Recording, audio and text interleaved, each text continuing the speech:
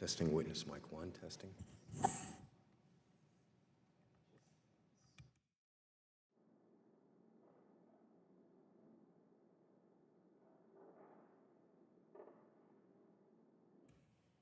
Testing witness mic 2, testing. Testing witness mic 3, testing.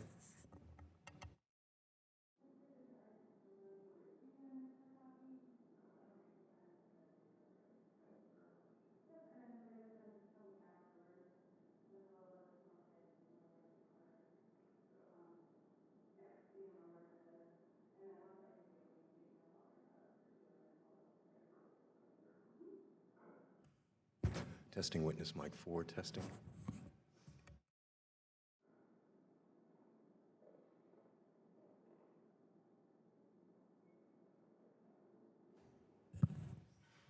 Sound check. Chairman Guthrie's mic, test 1, 2, 3.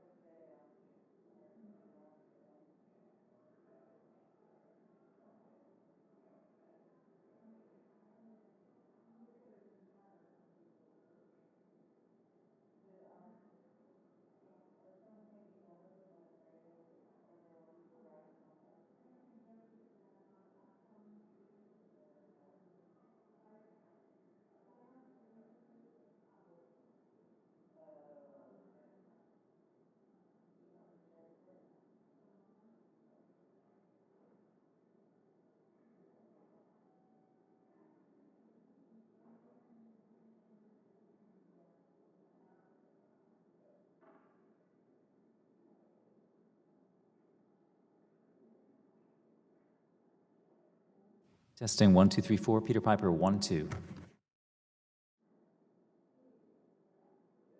Testing Mrs. Davis. Testing DeSaulnier. Testing Mr. Scott.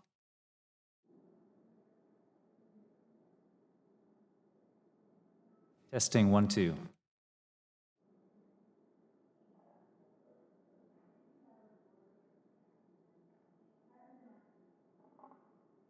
Takano. Smucker 1, 2. Mr. Lewis 1, 2.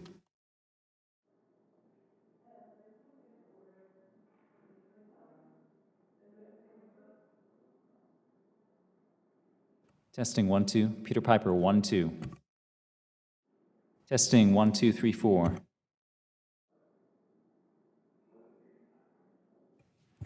Testing 1 2 3 4. Testing 1 2 3.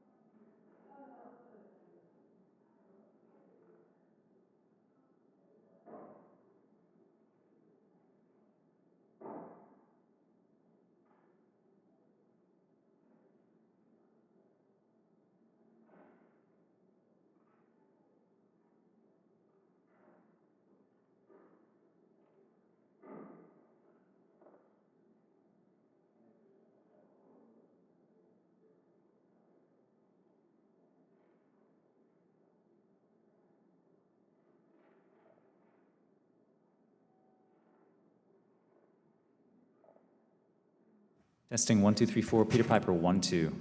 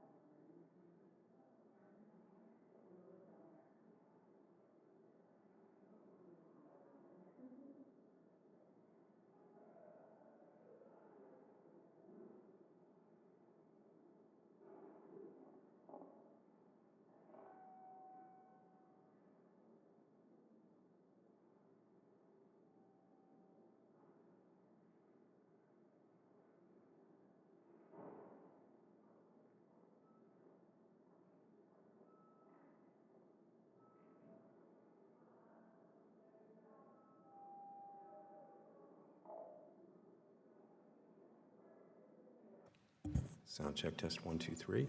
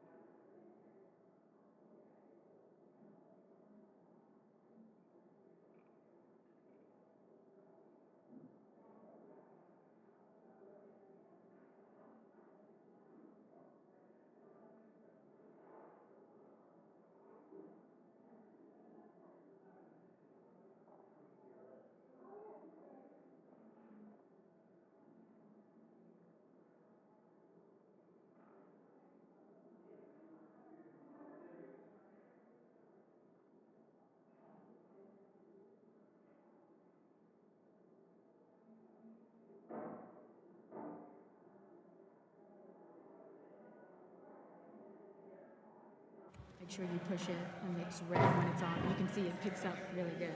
Okay. So doing Q&A, you have to remember to turn it on and off.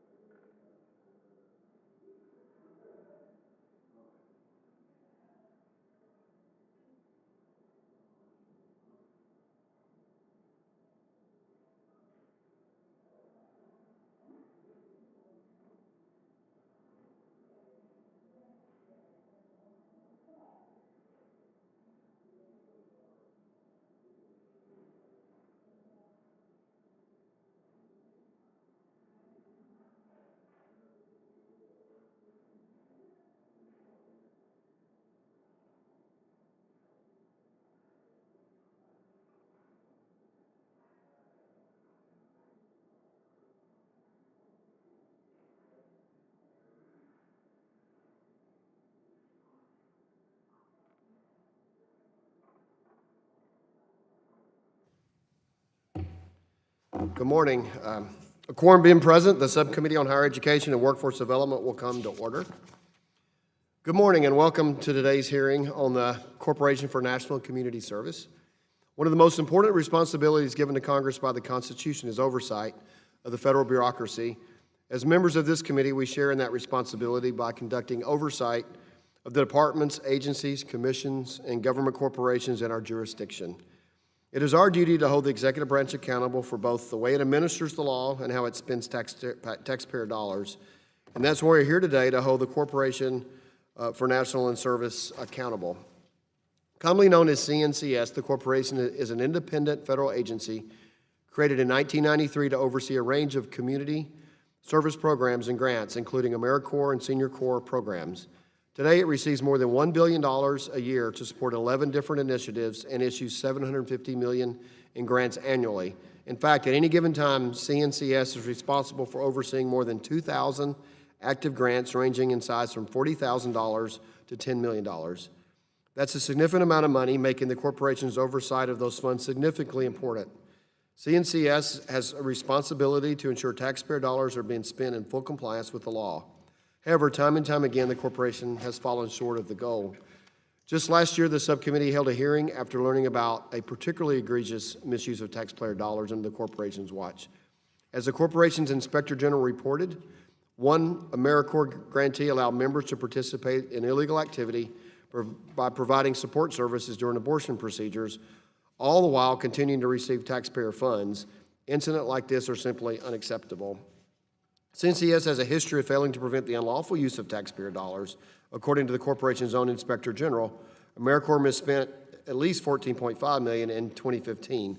I say at least because the information used to determine the extent of that misspending was not statistically valid, complete, or accurate, meaning the actual amount may have been even higher. Due to poor planning, CNCS could not even determine the amount misspent in 2016. Additionally, it is estimated that Senior Corps programs misspent $47 million in 2016. Let me repeat that, $47 million. That's 30% of Senior Corps' total spending.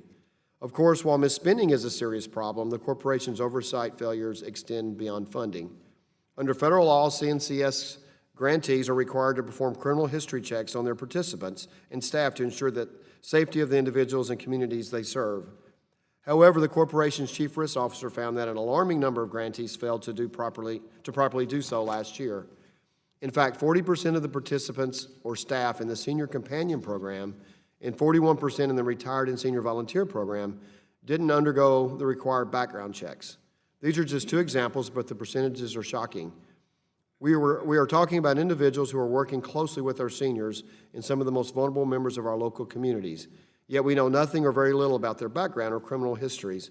That's just not an issue of mismanaged or misspent money. It's an issue of safety and security. It is clear CNCS is not fulfilling its responsibilities to ensure taxpayer dollars are spent in accordance with the law. We, the members of the committee, have a responsibility to demand better. We are joined today by several individuals who are very familiar with the corporation's shortcomings. I'd like to thank you all for being here today, and I look forward to discussing the changes that must be made at CNCS. We have quite a bit of ground to cover, so I will now recognize Ranking Member Davis for opening remarks. Thank you very much. Good morning. Thank you, Chairman Guthrie. I also want to very warmly thank our witnesses for being here and providing your experience and expertise.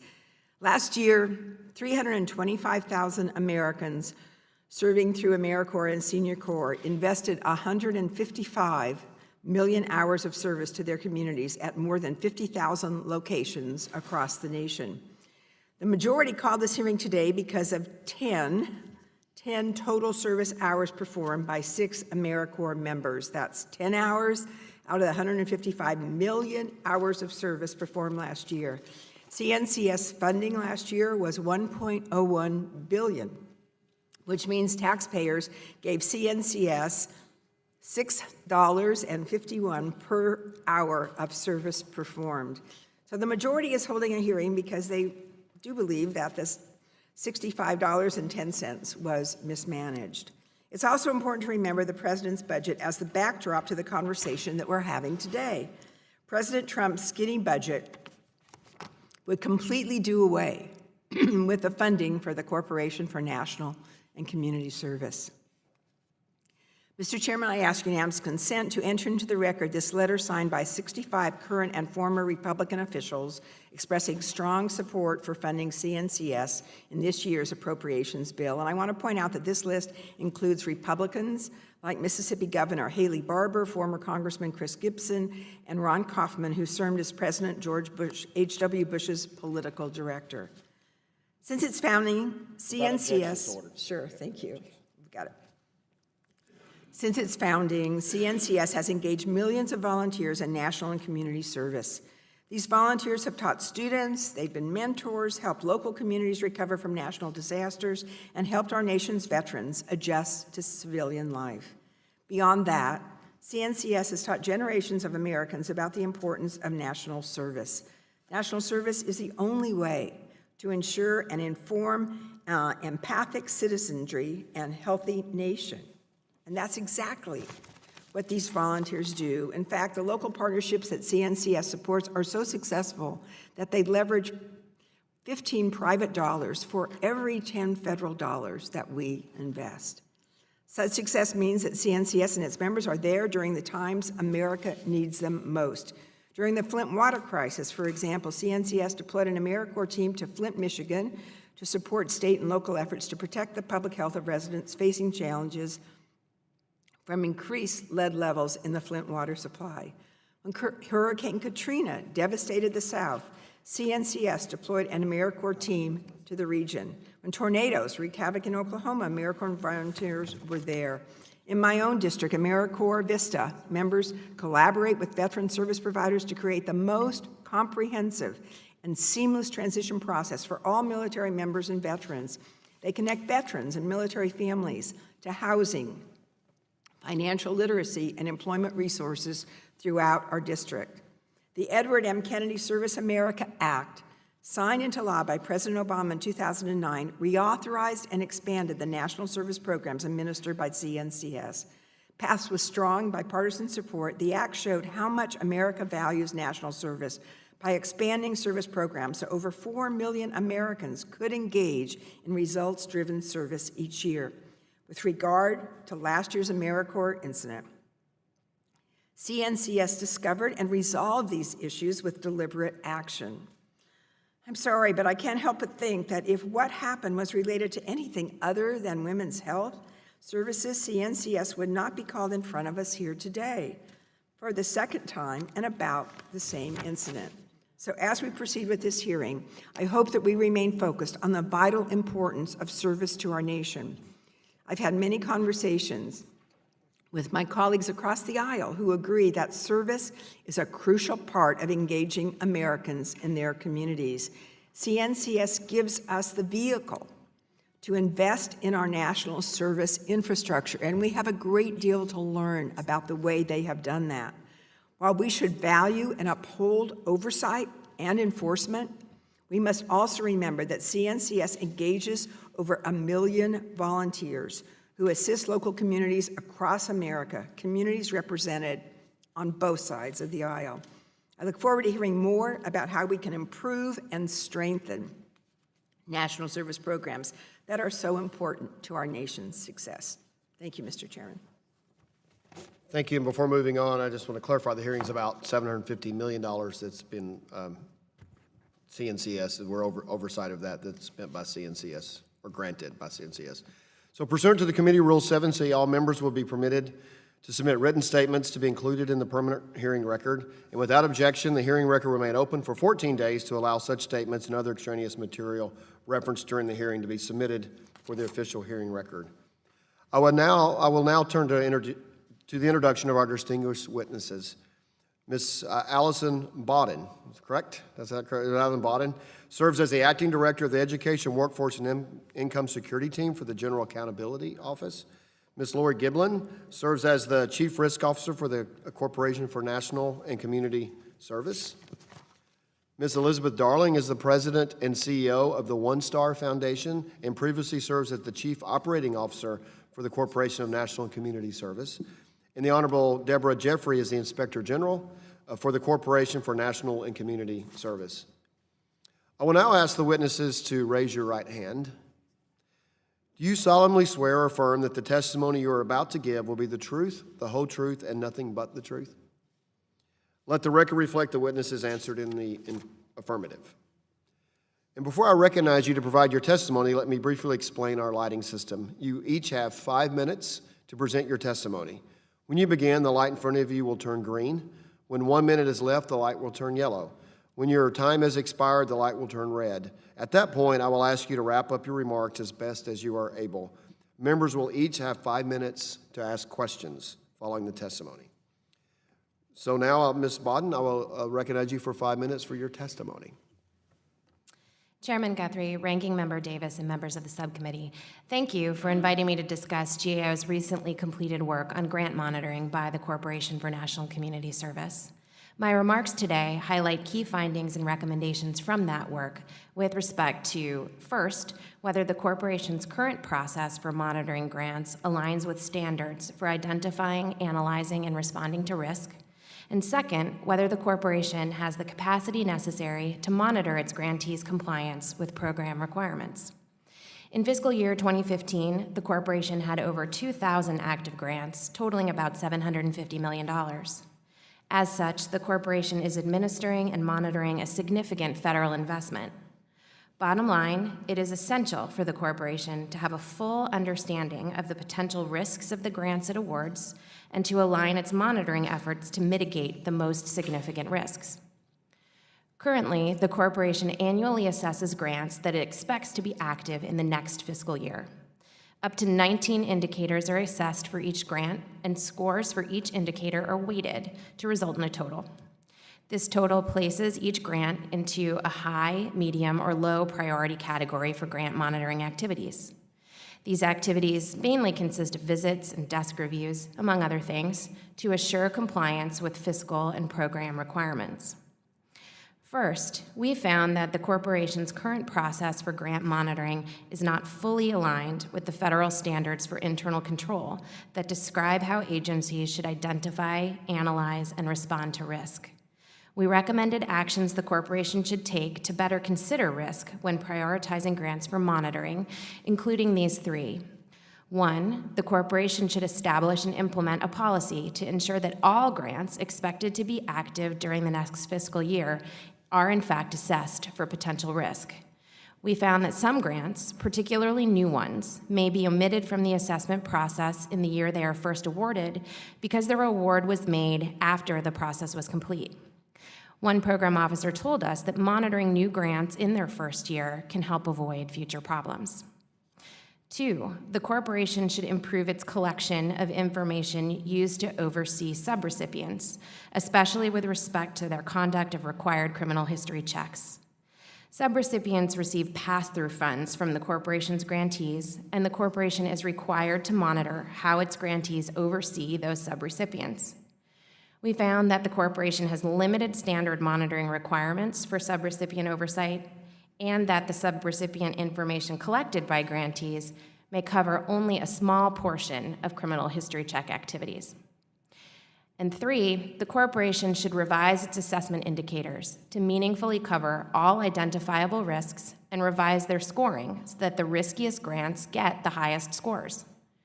We found that the indicators may not address all potential risks, such as fraud, and that the highest scoring indicator may not measure grant risk. The corporation has taken some steps to improve how its assessment and monitoring processes consider risk. For example, it established the Office of the Chief Risk Officer, which has begun to benchmark assessment indicators against those of other federal grant-making agencies and programs. However, improvement efforts are in their early stages and do not address the full scope of our findings. As a result, we made the recommendations I discussed to help guide the corporation's efforts as it moves forward. The corporation did not comment on them. Second, with respect to strategic workforce planning, we found that the corporation has not determined whether it has the people and resources to effectively monitor grantees' compliance with program requirements. The corporation's efforts to address vacancies have been largely ad hoc, including for senior-level grant monitoring positions, and we found that vacancies did affect the number of grant monitoring activities conducted in fiscal year 2015. The corporation also has not evaluated whether staff have been deployed where they are most needed. Officials said they had not developed a strategic workforce planning process because of limited resources. We concluded that the corporation's efforts to address workforce challenges may continue to be ad hoc without such planning, and recommended that it be conducted. The corporation also did not comment on this finding or recommendation. In closing, thank you for your time today. I would be pleased to respond to any questions you may have. Thank you for your testimony, Ms. Giblin. You're now recognized for 5 minutes for your testimony. Chairman Guthrie, Ranking Member Davis, and members of the subcommittee, thank you for inviting me to testify today. I share the committee's view that our agency has a responsibility to ensure federal funds are well managed and welcome this opportunity to discuss our commitment to strong risk management and prudent stewardship of taxpayer dollars. My written testimony details our comprehensive risk management framework and the multiple steps we have taken since the subcommittee hearing last year. I will summarize them now. To properly identify and manage risk, the first step has to be a commitment from the top. CNCS leadership has made an extraordinary commitment to risk management and has backed up that commitment with action. We are one of the first independent and small federal agencies to hire a chief risk officer. We are one of the only agencies that has aligned all of our risk assessment functions into one integrated framework. We have been identified as a leader among our peers in implementing the principles of risk management laid out by OMB. Even in an extremely tight budget environment, we have redirected scarce resources to ensure this function is properly staffed and have hired 17 professionals with extensive experience in accounting, auditing, compliance, internal controls, and risk management. Over many years, CNCS has built a culture of accountability and a strong system for monitoring and oversight. Now, with the strong commitment from leadership, infusion of resources, and a top-notch team, we are building on that foundation to implement a risk-based program modeled on industry best practices. Our focus is to identify actual, evidence-based risks, validate and prioritize them, and mitigate them on an ongoing basis. We follow leading industry practices in organizing risk into 4 basic categories: programmatic, financial, compliance, and fraud. In the area of programmatic risk, we provide training and technical assistance to our grantees to assist them in successfully implementing their programs. For financial risk, we continually assess our grantees' financial viability and ability to manage federal funds. If a grantee has challenges, we use a wide range of strategies and corrective actions, including increased monitoring, putting grantees on a reimbursement-only status, requiring them to report monthly on expenditures, termination, suspension, and debarment.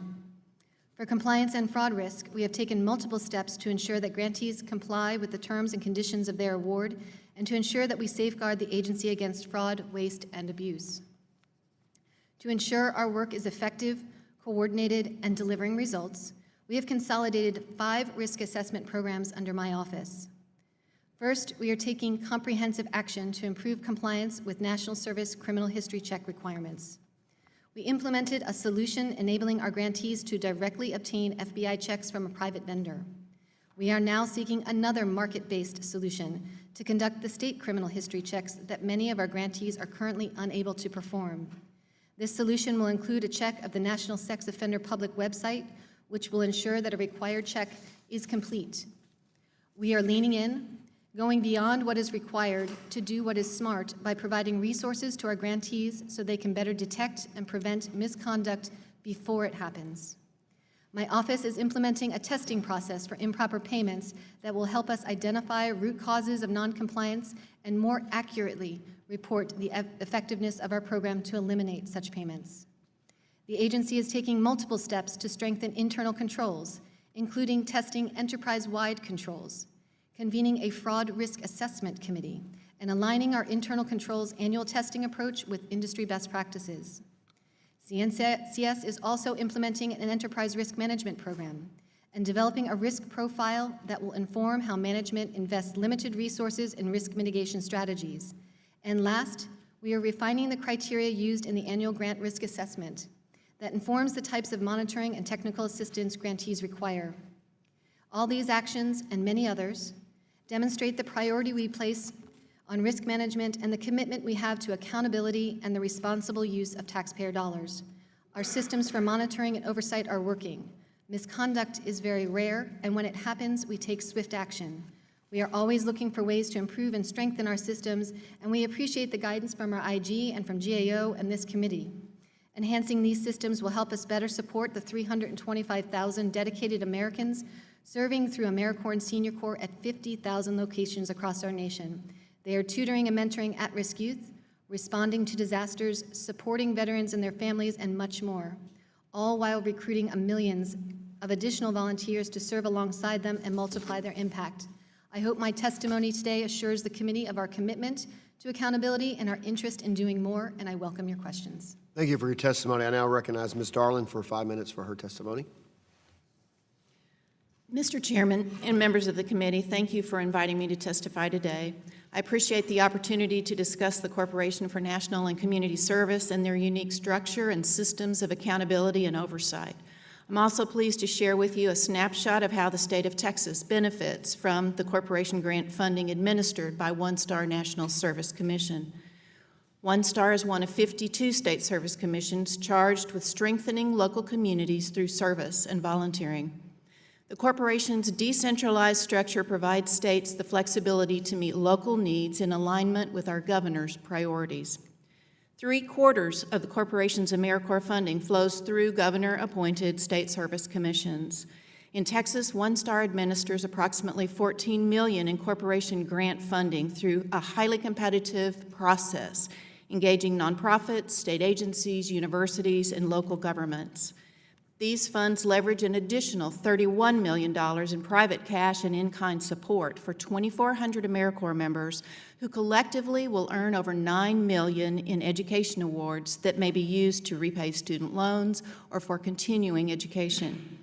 Many private Texas funders look to One Star's portfolio of programs to inform their own grant decisions. They know our grant making is rigorous, from our intensive pre-award vetting to risk assessment to the subsequent monitoring of performance throughout the life cycle of the grants. Commissions truly are the first line of defense in ensuring accountability and good stewardship of taxpayer dollars. In Texas, we don't hesitate to disallow costs for even the smallest compliance issue. Our subgrantees know that we don't tolerate noncompliance, and if mistakes are made, there are real financial consequences. Compliance is critical, and community impact is the ultimate goal. National service, whether AmeriCorps or its companion program, Senior Corps, allows nonprofits to serve thousands more people than they could otherwise serve. In 2016, AmeriCorps Texas programs served almost 153,000 at-risk youth. 30,000 Senior Corps members in Texas kept frail elderly Texans in their homes, mentored youth in detention facilities, and responded in times of disaster. Like many state service commissions, One Star works closely with our Division of Emergency Management. We are named in our state disaster response plan as the point of contact for national service and the coordination of unaffiliated volunteers. Last year, 1,600 AmeriCorps members recruited, trained, and managed almost 11,000 volunteers who responded to a series of disasters and still assist today in ongoing recovery projects, including Southeast Texas flooding, Wimberley flooding, Memorial Day flooding, the Hidden Pines wildfire, Halloween flooding, North Texas tornadoes, the 2015 Van tornadoes, and the 2013 West fertilizer explosion. These are not just names of unfortunate events. These are now threads in the fabric of Texas history. Texas will soon also be home base to the first RV Disaster Corps, deploying Senior Corps volunteers in their recreational vehicles in response to disasters within our 254-county region. Over the past 5 years, the corporation has mobilized thousands of Senior Corps volunteers and AmeriCorps members throughout the country in response to over 200 declared disasters, some in your home states and districts. Along the southernmost tip of Texas is a border region known as the Rio Grande Valley, an area of high need and few resources to lift people out of poverty. The University of Texas Rio Grande Valley AmeriCorps program supports 160 university students as mentors, providing college access services to over 5,000 low-income, first-generation high school seniors. And last year, over 3,300 of those school students successfully enrolled in post-secondary education.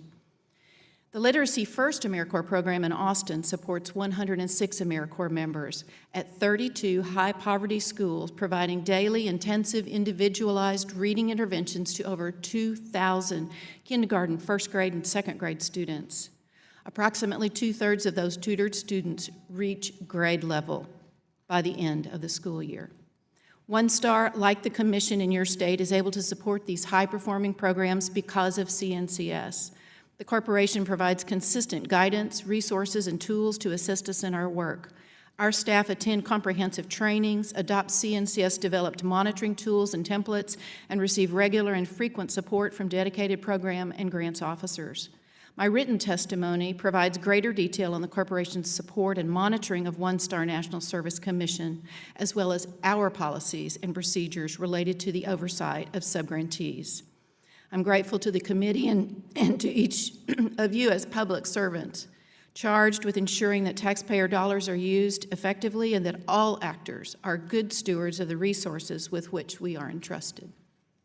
Thank you. Thank you for your testimony. Ms. Jeffrey, you're recognized 5 minutes to testify. Chairman Guthrie, Ranking Member Davis, Chairwoman Fox, Ranking Member Scott, and members of the subcommittee. Thank you for the opportunity to testify today about the Office of Inspector General's recommendations to strengthen grant oversight at CNCS. The OIG is an independent and nonpartisan unit charged with preventing and detecting waste, fraud, and abuse, and improving the efficiency and effectiveness of CNCS and its programs.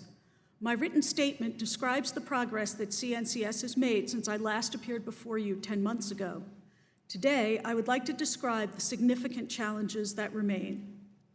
For the first time in my 5 years as Inspector General, CNCS has the skilled leadership and experienced staff needed to make progress in the areas that have historically proven challenging: criminal history checking, identifying and reducing improper payments, and developing robust risk-based grant management. Rapid improvements in these areas are needed to compensate for years of inaction and ineffective action. The first longstanding challenge that CNCS must tackle is strengthening grant risk management. Currently, the corporation continues to operate under legacy grant oversight protocols that my office has consistently found to be flawed. It relies heavily on a risk model that has never been validated. OIG's preliminary analysis of grants with catastrophic outcomes found that half of them were rated as low or medium risk. Our audits and investigations often uncover serious problems not anticipated by CNCS's risk assessment, and we find that red flags were overlooked. CNCS has not done enough to learn from those bad outcomes. The current risk model omits fraud risk, although OIG has uncovered significant frauds. A few months ago, for example, investigators reported that the CEO of a for-profit business used a shell nonprofit organization to obtain grant funds from CNCS, which were funneled back into the business through a management services agreement.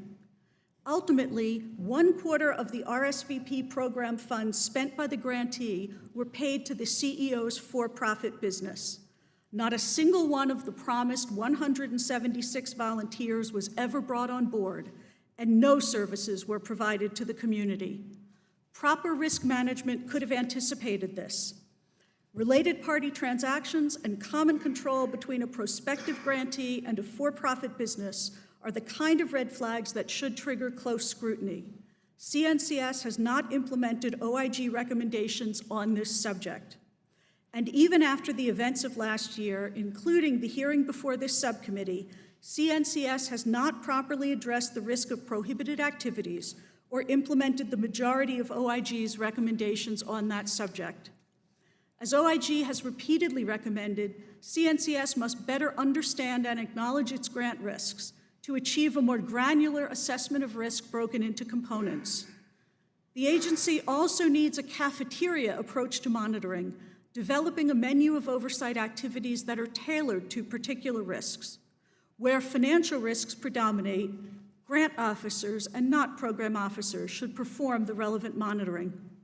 Keeping our communities safe from harm is another urgent challenge.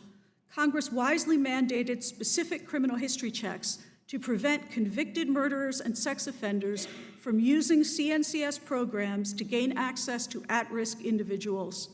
Far too many grantees do not conduct these background checks timely and thoroughly. Last year, depending on the program, 22 to 41% of individuals paid through CNCS grants served without complete and timely criminal history checks. The risk is real and immediate. Last week, OIG learned that a 3-time convicted sex offender served for more than a year in the Senior Companion Program, where he visited elderly individuals in their homes. Several years ago, an audit discovered a murderer and a sex offender working on a Social Innovation Fund grant. CNCS has not enforced these requirements effectively. The nominal fines for compliance are too low to create proper incentives and may actually backfire.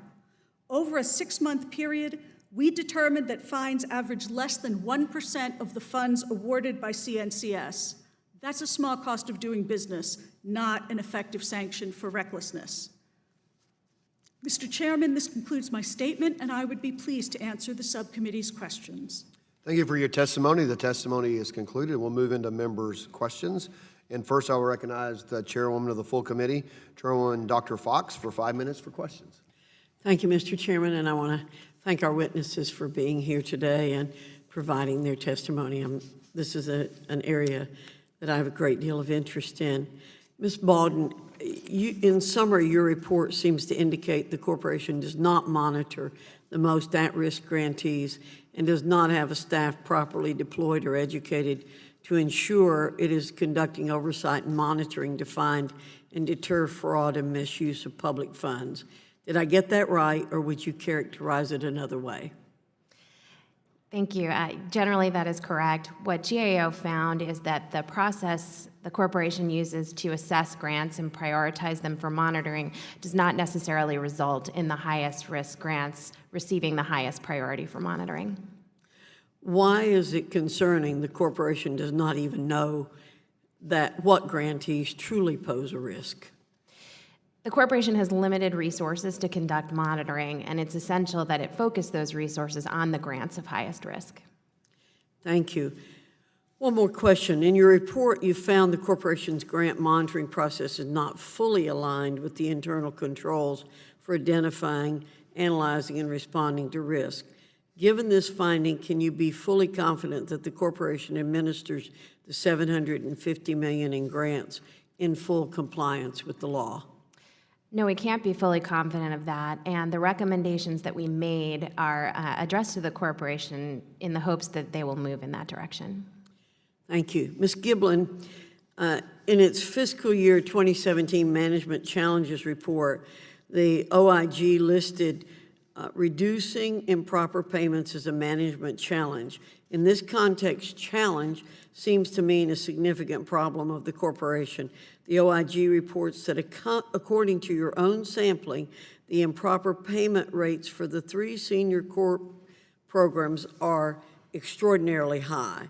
In fact, your sampling found the rate of improper payments to be 34% in the foster grandparent program, 23% in the retired seniors volunteer program, and 33% in the senior companion program, fiscal year 2016. Together, this represents improper payments of $47 million, or 30% of the senior core spending.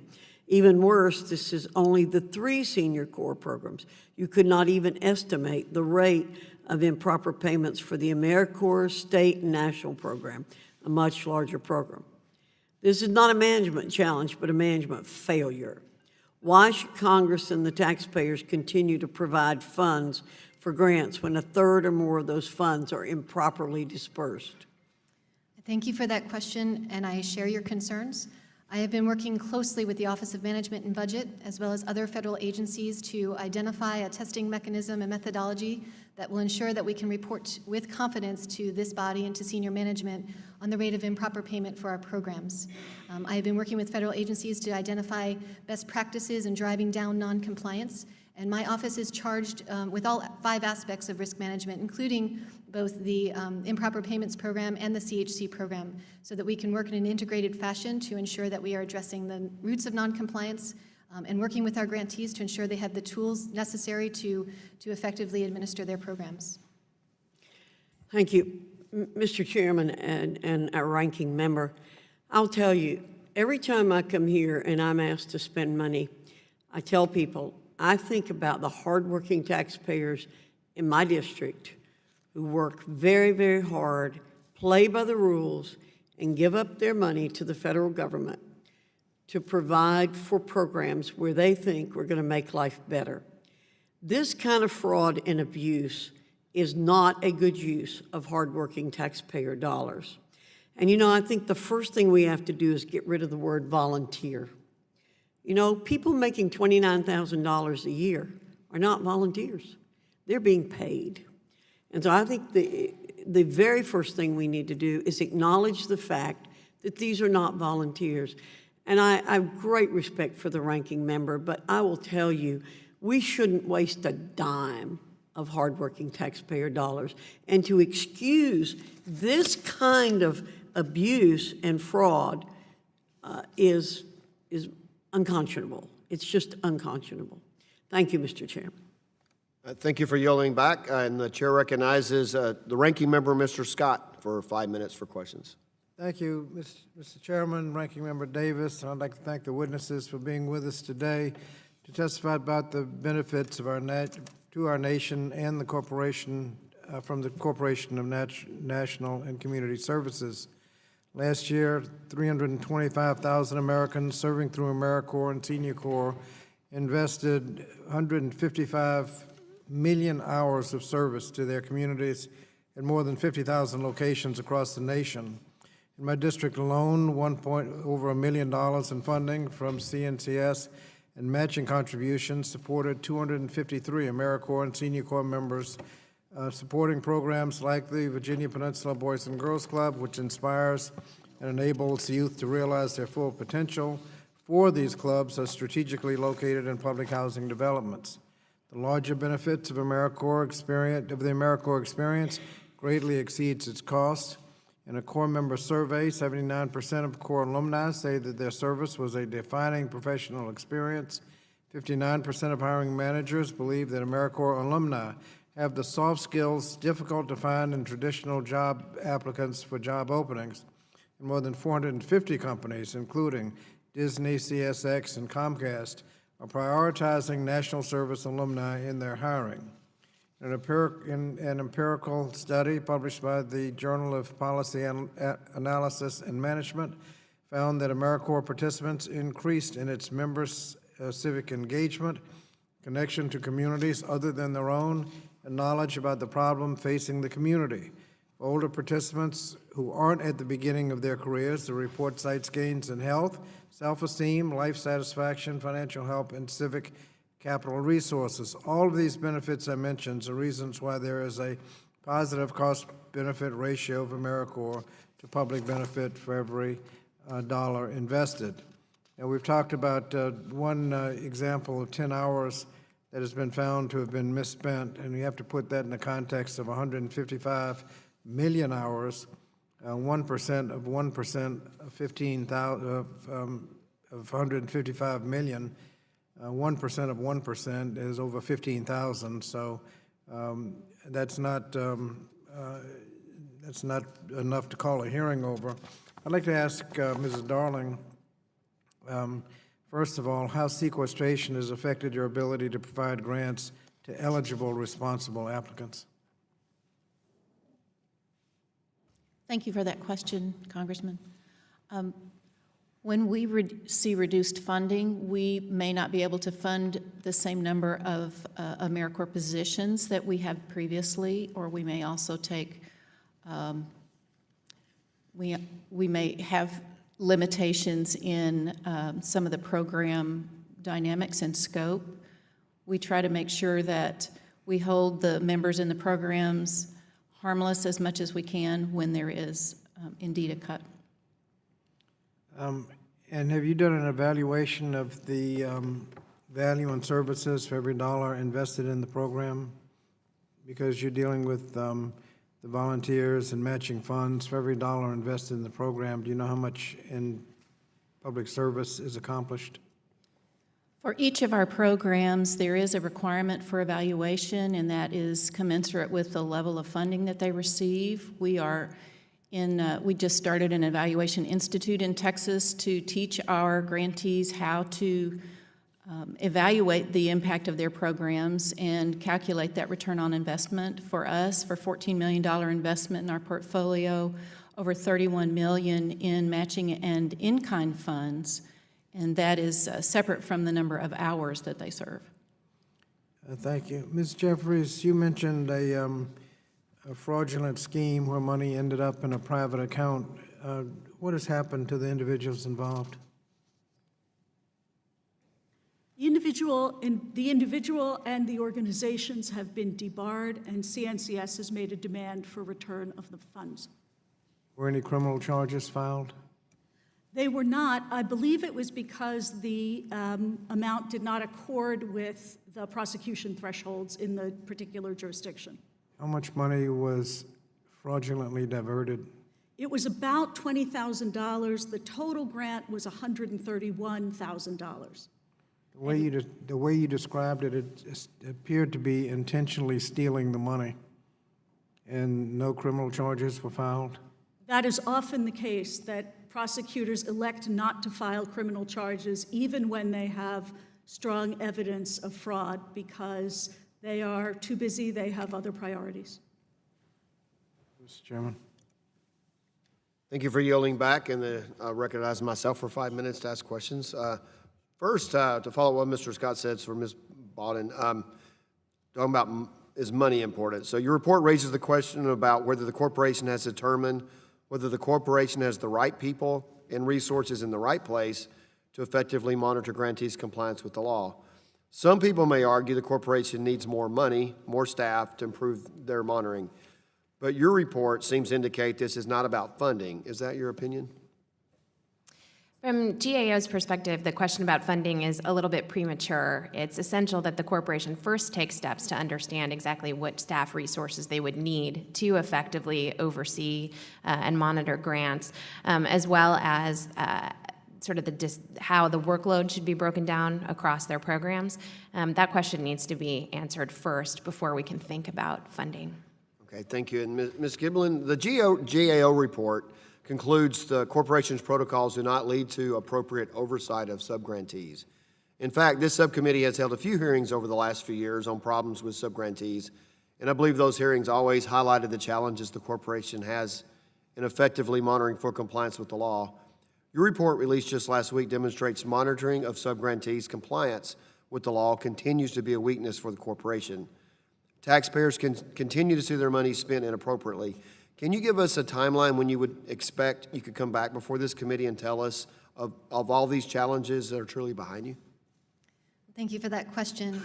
First, I'd like to say that CNCS, like other federal grant programs, complies with the laws and the regulations governing oversight and monitoring, in that we provide monitoring over the direct grant funds that we provide to grantees. In addition, we work closely with those grantees, especially if they are forwarding those funds to subrecipients, to ensure that their monitoring tools are effective and efficient.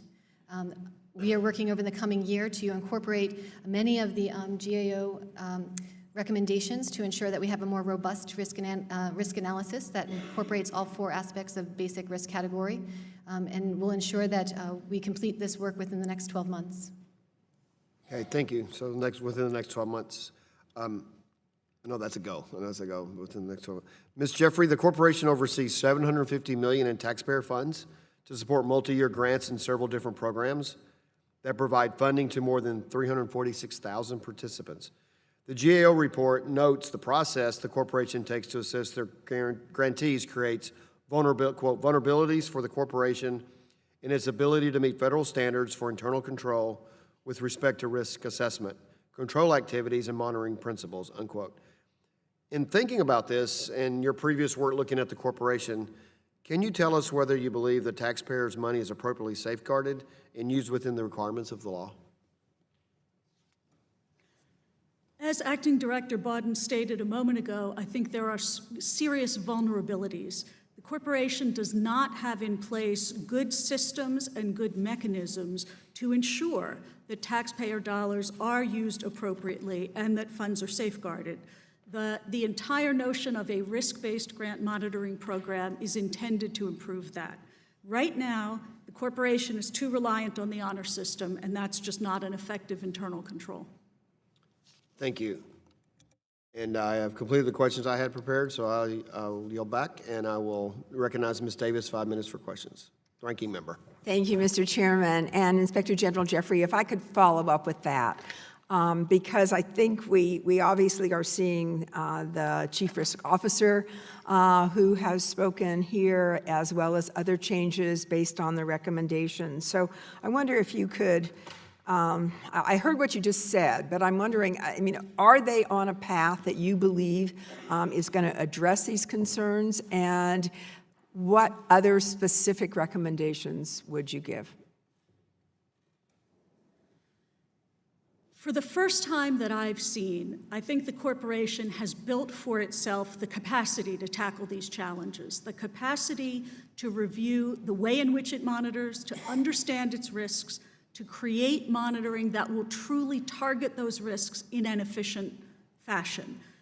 That may require a different workforce. It may require a different structure to some of the programs and the manner in which they're overseen.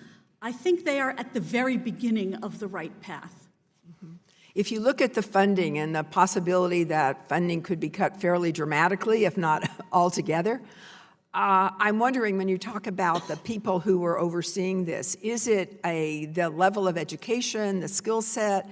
Is it the idea, and you know, I'm looking at our panel, and I'm delighted to see that so many women are involved in this, but I also know sometimes that there's a sense that, well, you know, they're volunteers in some people's eyes, perhaps the level of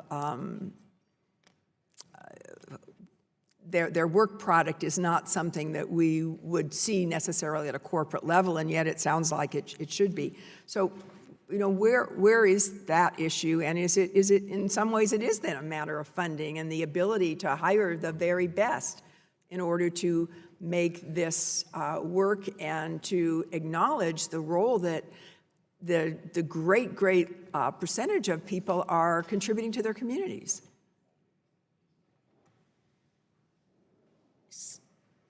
In a resource-constrained environment, an agency needs to work smarter. There's a limit to how much harder you can expect people to work, but they can work smarter. CNCS, as it currently monitors risks, doesn't concentrate its resources where the strongest risks are. I think it needs to understand that and make decisions about what risks it wants to focus on and how best to monitor them to make the greatest possible use of its existing staff. Some of that may require reconfiguring the workforce or building different skill sets. But I don't think it's the size of the staff that is the barrier here. Mm-hmm. Not size, but perhaps the ability to work in that environment. And Ms. Giblin, could you speak to that as well in terms of resources and, again, what we're looking for in terms of the individuals who are heading up those kinds of organizations? Well, first, let me share with you that with regard to resources, the CNCS management team has made a concerted commitment to risk management at the organization, ensuring that I have the resources that I need to effectively manage the risk in the 5 components that we oversee. In addition to the staff that we've been able to hire, we are expediting our reviews in the most critical areas by augmenting with industry leaders in the areas of internal controls and grant risk assessment. But I agree that internal controls in any organization need to be both effective and efficient. And efficiency is what should drive the work in an organization that has limited resources. And I look to partner and employ the recommendations provided by GAO to ensure that we're able to do that. Maybe Ms. Darling, could you respond to that as well? Because obviously you're in a position that really sees a great deal and knows how things are working. I think managing these large programs is a challenge, and I think it's not a matter of who is exactly at the helm, but the skill set that each leader has. Organizational effectiveness is all about, I think, structuring the right people in the right positions in order to leverage a workforce that has limited resources.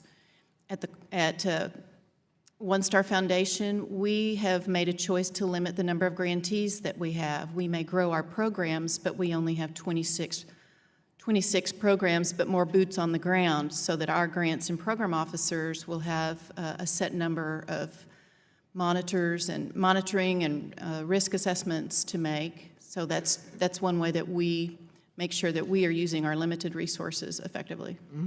Thank you. And I think I was hearing from everyone that you believe that it's very important to manage those risks, but that there's great benefit as well. Oh, absolutely. Thank you. Thank you. Thank you. The general yields back. There's a competing meeting going on, so there with some of the Republican members. So if it's okay with you, go out of order and to recognize Mr. Courtney, since we have a kind of an imbalance on this side. So Mr. Courtney, recognize 5 minutes for. Great. Thank you, Mr. Chairman, and I appreciate, again, your courtesy. And, would just like to say at the outset, I know the chairman, we've served together for a number of years, and the focus of the hearing today, which is about trying to make this program operate better, I think you would have total 1,000% support on both sides of the aisle that we need to come up with, whether it's legislative initiatives or, again, the oversight function as a way of trying to make sure that these dollars are spent appropriately. But obviously, we're in a different sort of setting here today, which is that we had a budget which was submitted, the skinny budget, so-called, for 2018, which proposes to just completely obliterate AmeriCorps. And so I've wanted to just spend my 5 minutes just to focus a little bit in terms of just another perspective, which again is a picture that I put up, which is of a senior corps program, again, organized through AmeriCorps up in eastern Connecticut, which is a Veterans Coffee House program. Again, the Senior Corps program has organized 3 different locations. It's the most sort of sparsely populated part of Connecticut, and as the picture shows, we've got a great contingent up in Norwich, Connecticut, which again meets on a regular basis. Again, it's an opportunity, first of all, to socialize, because there's a lot of social isolation issues, which, again, I think AmeriCorps and Senior Corps identified in the region, which is important to try and break through. But also, frankly, it's a great opportunity for folks to connect with the VA system, because it's an opportunity to get speakers. The guy in the far right in the picture there is my veterans caseworker. He's a 30-year submarine force veteran, Manuel Meneses, who, again, has connected veterans through the coffee house program with hearing aids, with medical appointments, with disability claims, metal recovery. Again, this is, there's a value here that I think is also important for all of us as members of Congress to recognize that, the AmeriCorps program, which, again, basically has a force multiplier that costs the taxpayer virtually nothing with volunteers, to organize these types of events. So, Mr. Chairman, I have 5 actually recent articles talking about the great success that Senior Corps has accomplished, and it's a program which, frankly, is being now emulated in other parts of the country. My Republican predecessor, Rob Simmons, who was a colonel in the Army and served in Vietnam, is quoted in one of the stories talking again about the great work that these coffee houses are being done. And again, we're in a place right now where a budget proposal could just completely and totally eviscerate this type of, I think, positive, very efficient use of taxpayer dollars. So, Ms. Darling, in your testimony, you again sort of cited some of the great success that Senior Corps in particular is doing in Texas. I was wondering if you could just sort of talk about that in terms of, again, the larger picture here about what we're talking about. I think we all know that effective use of taxpayer money is important. And in Texas, we certainly know that government can't do it all, and government partners with nonprofits to get their work done. But we have seen AmeriCorps and Senior Corps volunteers work alongside those nonprofit organizations and actually expand their reach and to be able to do things that they could not otherwise do. Of course, disaster response is one of the largest areas. The state of Texas is the most disaster-prone state in the country, according to FEMA. If it weren't for Senior Corps volunteers, the recovery after the fertilizer explosion in West would have been seriously hampered. There was nothing left. But Senior Corps volunteers living in the community knew how to mobilize and how to set up volunteer reception centers and then manage more volunteers in order to help the residents begin to rebuild. We've seen the same across the state with mentoring and tutoring programs, communities and schools, College Forward, Teach for America, or all AmeriCorps members. If it weren't for them, these organizations that many of us support but may not recognize as AmeriCorps programs are able to serve far fewer young people, and they do provide a consistent presence in the lives of the children they tutor and mentor and make a tremendous difference in our state. Thank you. And again, Mr. Chairman, as I said, I think we're all prepared to help you in the effort to try and make this program work as effectively as possible. But again, we do not want to throw the baby out with the bathwater. So again, I would just again ask for permission to submit the articles regarding the Veterans Coffee House That objection's ordered. program. And I yield back. Thank you. Thank you for yielding. I now recognize Mr. Thompson for 5 minutes for questions. Chairman, thank you, and thank you for this hearing. This is an important topic, and I think that we're exercising our oversight responsibilities in doing that. Nothing sanitizes better than sunlight. So having a hearing, being able to talk about these issues, and let me just say, you know, I have watched great results of the programs that we're talking about. Am I impacting the folks in my congressional district? I have a friend, Melissa McHugh, that is a AmeriCorps employee. She's actually works with the intermediate unit. She's responsible for all over Pennsylvania spreading the good news on raise.me.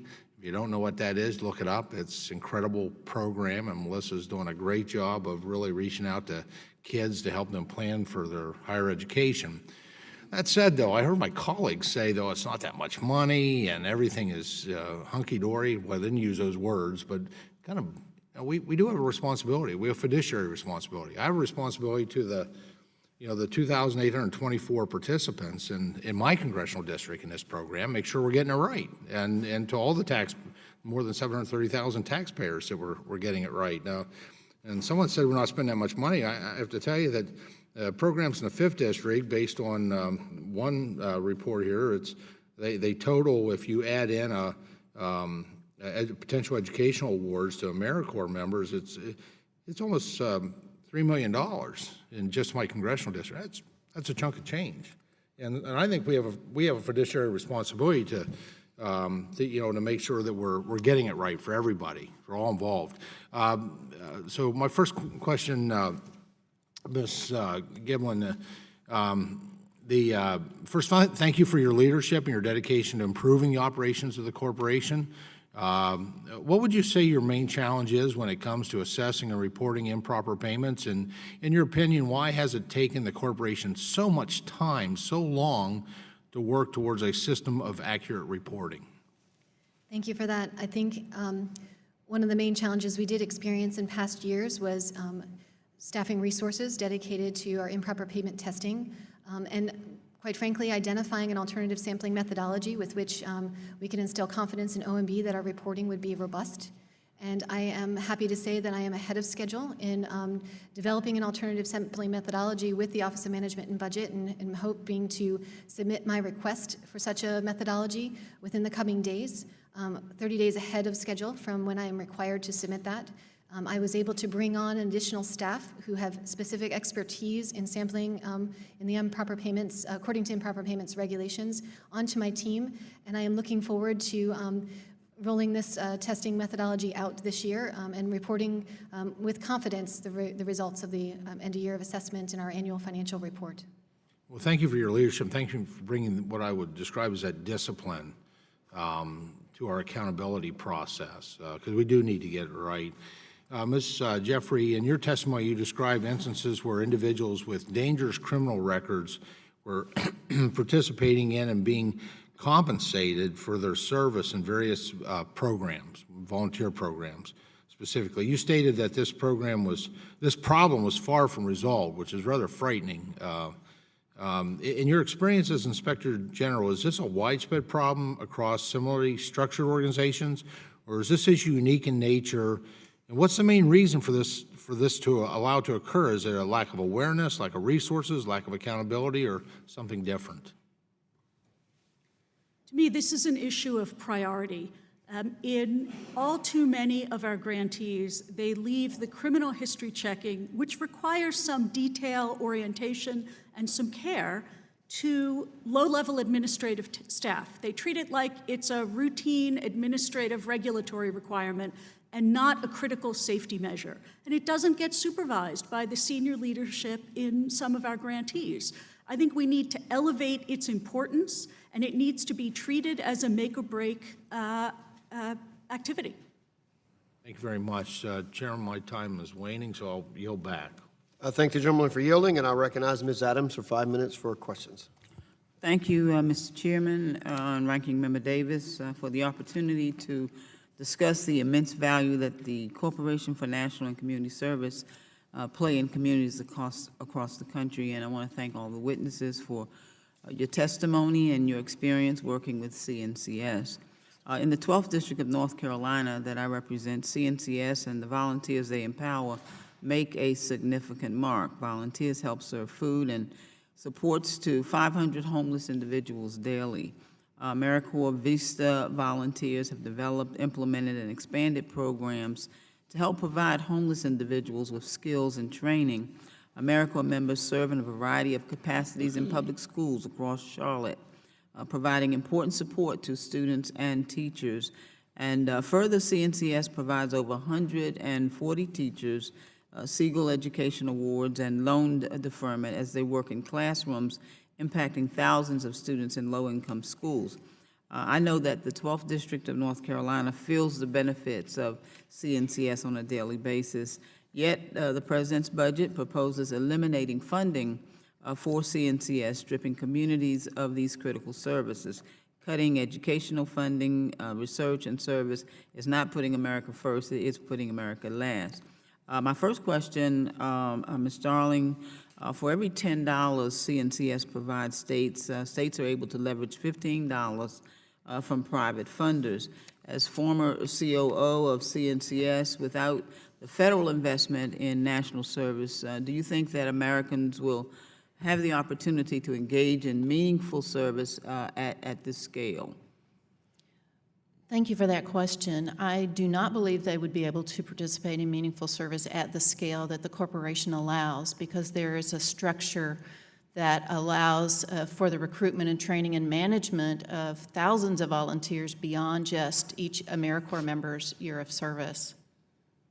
Is that private-public partnership helpful for states, and would states be able to leverage that much funding without the CNCS grants? It is my opinion that states would not be able to leverage that additional funding. For where would it come from if it were not from private philanthropic dollars? And the beauty of the AmeriCorps program is that when these federal dollars go to grantees, our sub-grantees, for example, communities and schools is a popular one, they are then able to use the AmeriCorps presence to get additional philanthropic dollars, because it's a recognized investment and absolutely makes a difference to their bottom line. Thank you. What are some of the benefits that you've experienced with this model, both during your time as COO and on the State Service Board of Texas? Well, I can speak particularly to my service at One Star National Service Commission. We could not even begin to make a dent in the issues related to children at risk and those that are performing below grade level in just the city of Austin and Travis County without AmeriCorps members in at least 32 schools working with children. It's an early childhood intervention that teachers do not have time to do by themselves, but it allows a resource that, frankly, if not for our funding of those programs, we would have outcomes for our children that are far less than what we would like. So in your opinion, budget cuts would drastically impact the ability to be responsive? Absolutely. Thank you very much, Mr. Chair. I yield back. I thank the lady for yielding, and I now recognize Mr. Grothman from Wisconsin for 5 minutes for questions. Ms. Giblin, first of all, how many people work for your organization or overseeing these programs? The staff within the Office of the Chief Risk Officer comprises 17 individuals.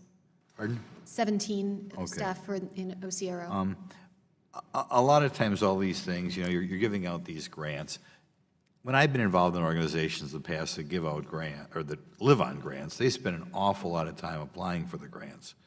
I mean, just kind of a scary amount of time, not really getting their mission done. Do you ever look in to see how much time is spent in your organizations that are giving grants to, or their sub-grantees?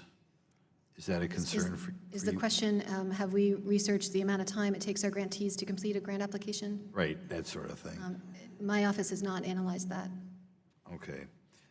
With regard to AmeriCorps, how much are people making who work for AmeriCorps? I don't have the specific dollar amount, but it is a nominal living allowance What is a nominal living allowance?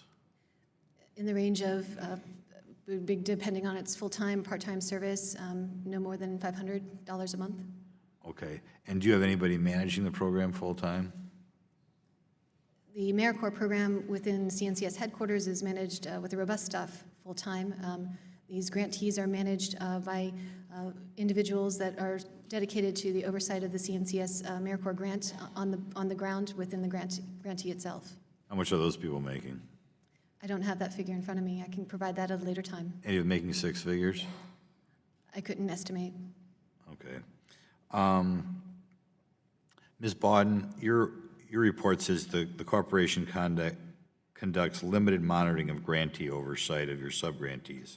What concerns do you have with the limited nature of the current subgrantee oversight protocol, and do you believe the corporation's current system leaves taxpayer dollars at risk?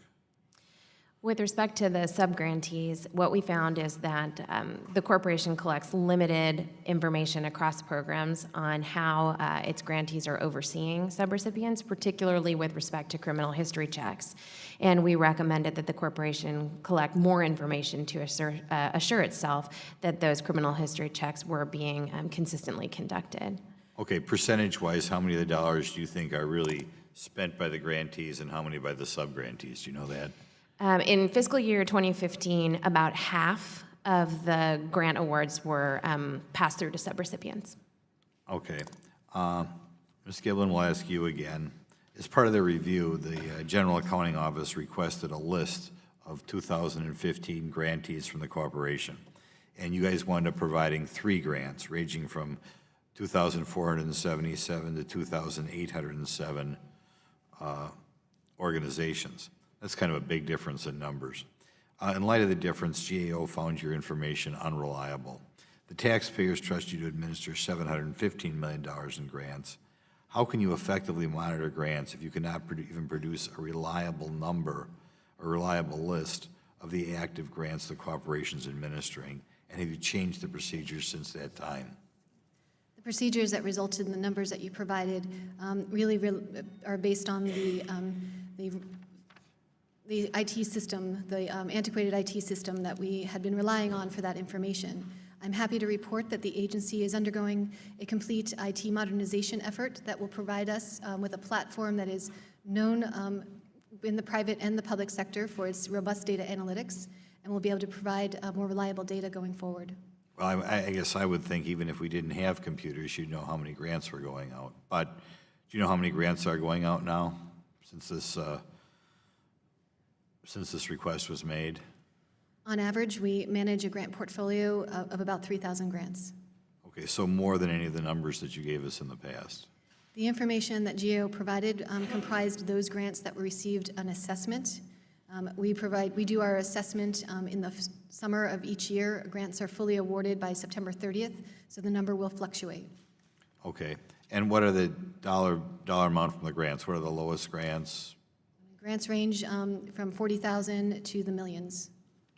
Okay, $40,000.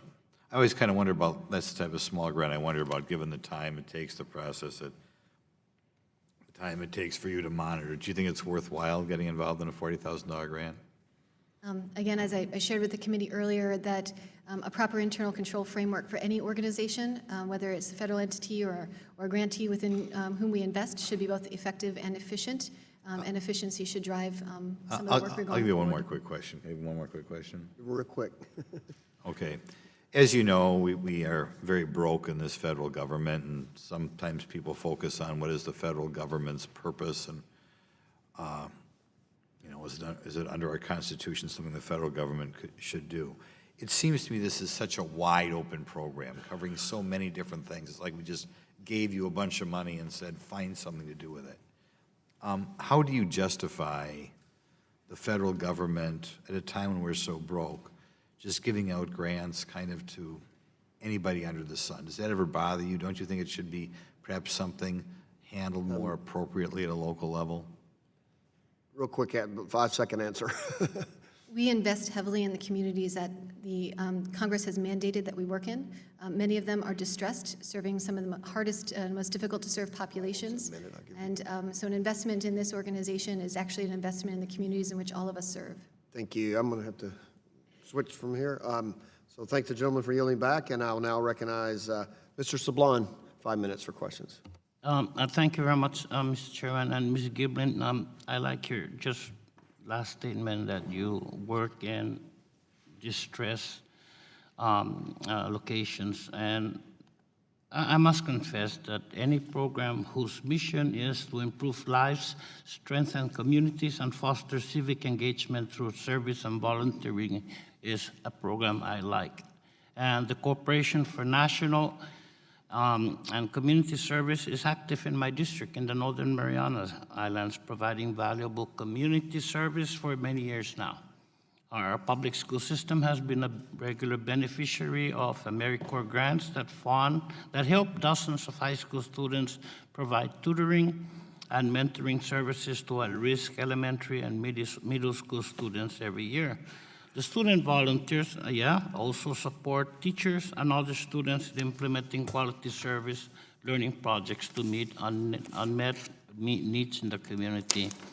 And the program members reap many benefits, I must agree, including professional on-the-job experience and a little bit of money funds to help pay for college. We're very poor people, and the knowledge of knowing that they're making a positive impact in the lives of others. In August of 2015, the Northern Marianas were struck by a devastating typhoon, causing widespread damage, the likes of most of us have never seen. It destroyed the homes of thousands of residents, leaving the main island of Saipan without electricity and running water for months afterward.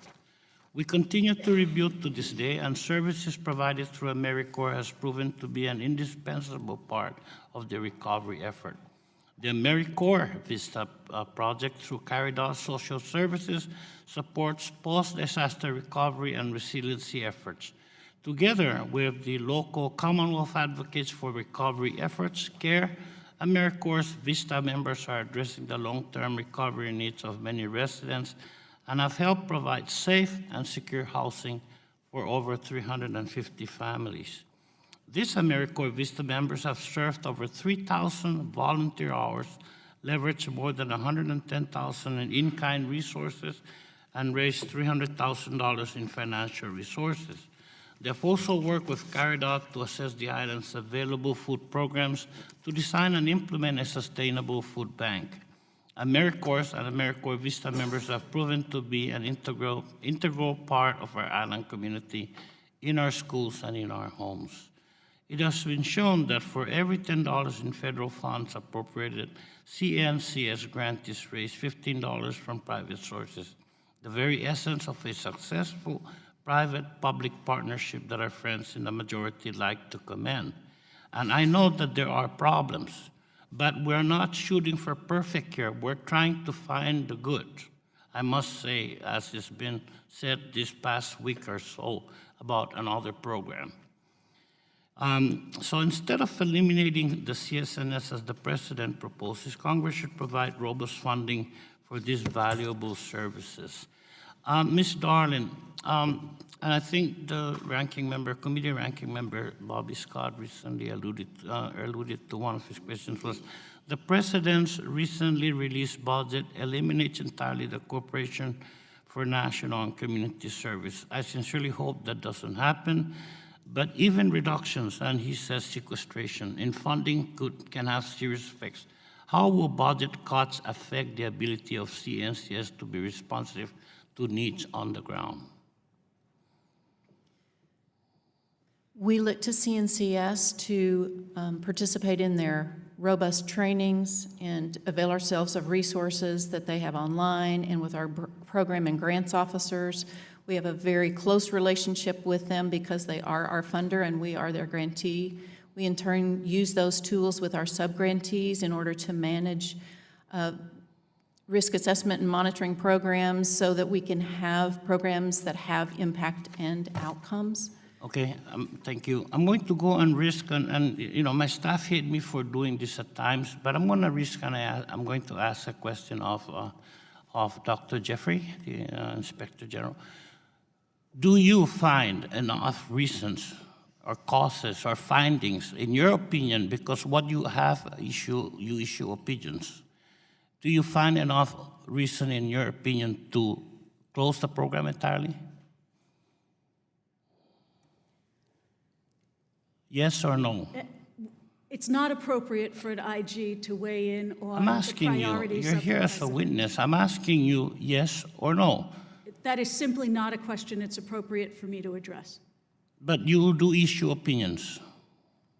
We issue reports. You issue reports that are based on your opinions.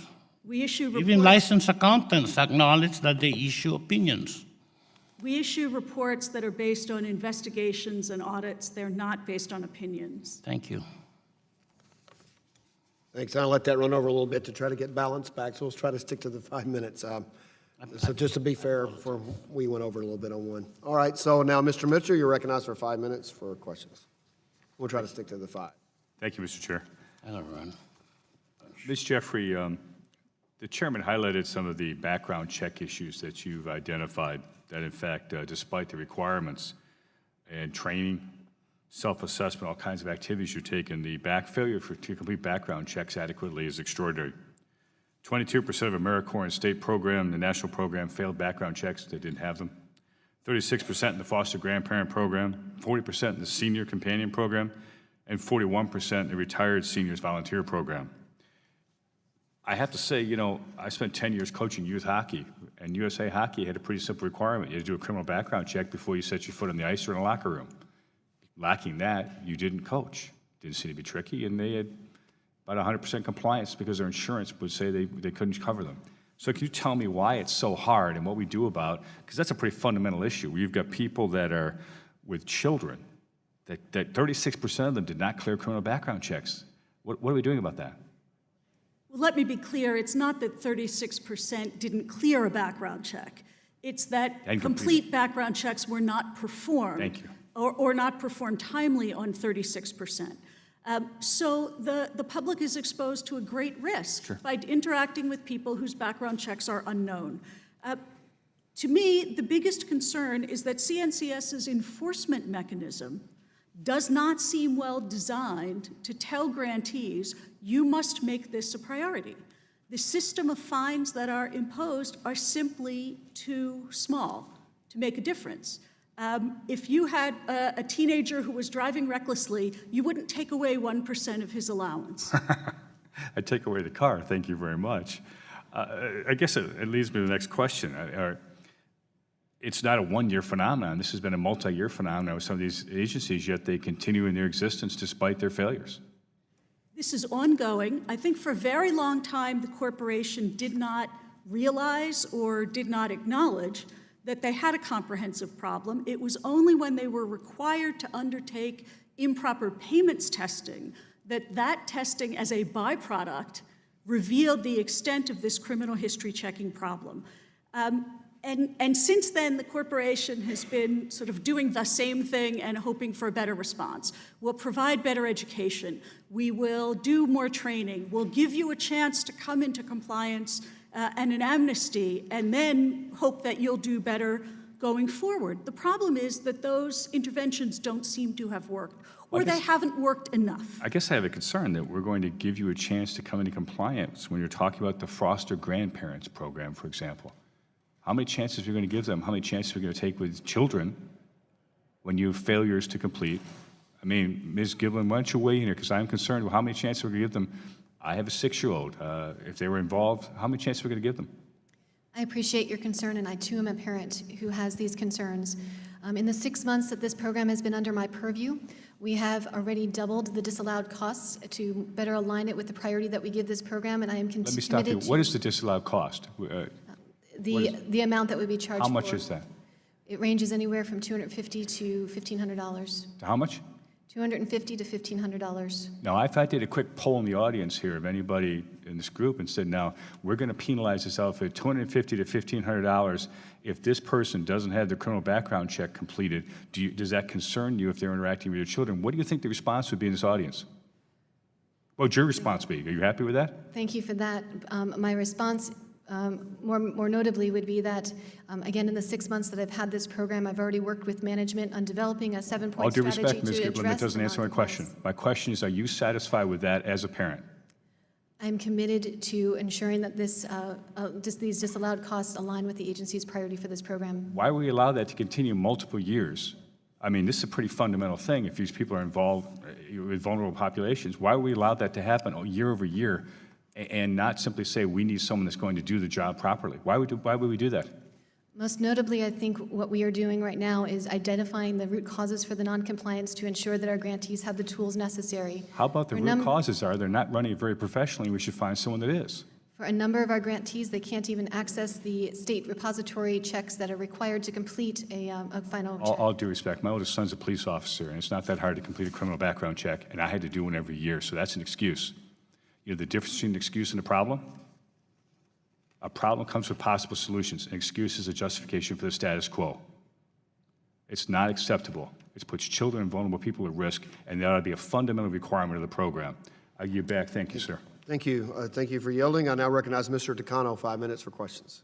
Yes, I do want my friends on the other side of the aisle to understand that this member does take the committee's oversight rule very seriously. So I think when there is an agency that isn't performing as well as we like, and the Inspector General has raised, I think, some serious issues, and Ms. Giblin is trying to respond to those.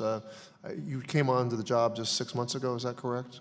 The CHC program was given to me as a part of my management responsibility about 6 months ago. So the risk management, managing the risk. So my colleague from Pennsylvania, I think, gets $3 million worth of services through this agency, and I think about $1 million to my agency, about 88 AmeriCorps programs. I didn't quite hear, I don't want to be unfair to him, I didn't hear him conclude that he therefore wants to see the entire program zeroed out because of the concerns raised. I mean, $3 million is an awful lot. I mean, it's 3 times as much as my district. And I certainly hope that none of my programs are suffering from some of these issues, and I do hope, Ms. Giblin, that we're going to get the service programs on track. It sounds like but it has been a 20-year program, but I wonder if there might be some fundamental issue with the design. The design of the program was to allow for maximum flexibility, and I know that Republicans, and this is not a bad thing, I'm not trying to cast aspersions, but they did insist that like very minimal contact with the federal agency and individual volunteers. There's a whole series of intermediaries, whether it's a state grantee, that's state organization that's appointed by the governor. So there's a federal system involved here, and it was designed for maximum flexibility at a local level. Is that not correct, Ms. Jeffrey? I'm glad you asked that question because I think it points up one of the challenges.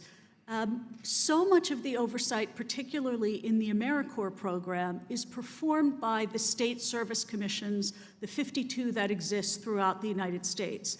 Some of them do a great job of oversight of their grantees. Others do not. And the difficulty is that CNCS doesn't always have good visibility into who's doing a great job and who really needs to do better. The problem is that we can't be sure that that tiered oversight is actually working effectively. So the federalized nature of how this bill was designed, oversight might not have been thought through very carefully, and the federal agency might not have been very clear about what a task it is to oversee all these state agencies. I'm not sure that's correct. I Okay. think the agency has been fairly clear that what it expects the commissions to do. It doesn't always do a good job of knowing whether they're doing what they're expected to do. Is there, And beyond that, is there an authority problem? Is there a leverage problem being able to get these state agencies to kind of take these concerns seriously? I don't know whether I'd call it a leverage problem. I think there's an accountability problem with the willingness to hold the states accountable. I think some of these risks are such that they ought to be monitored directly. While the statute contemplates a system of tiered oversight, there's nothing in the statute that would prevent CNCS from monitoring directly which grantees and which subgrantees are complying with proper criminal history checking. Well, my general sense after listening, and I'm listening to all sides here, that my own opinion is I would hate to see us, as one member said, throw the baby out with the bathwater. I too could read testimonials from people in my district about the great things that's happened here, and the gentleman from Pennsylvania also, in fairness, recounted great things that were happening in his district. He told a story about that. So my sense is I would hate to see us zero this program completely out.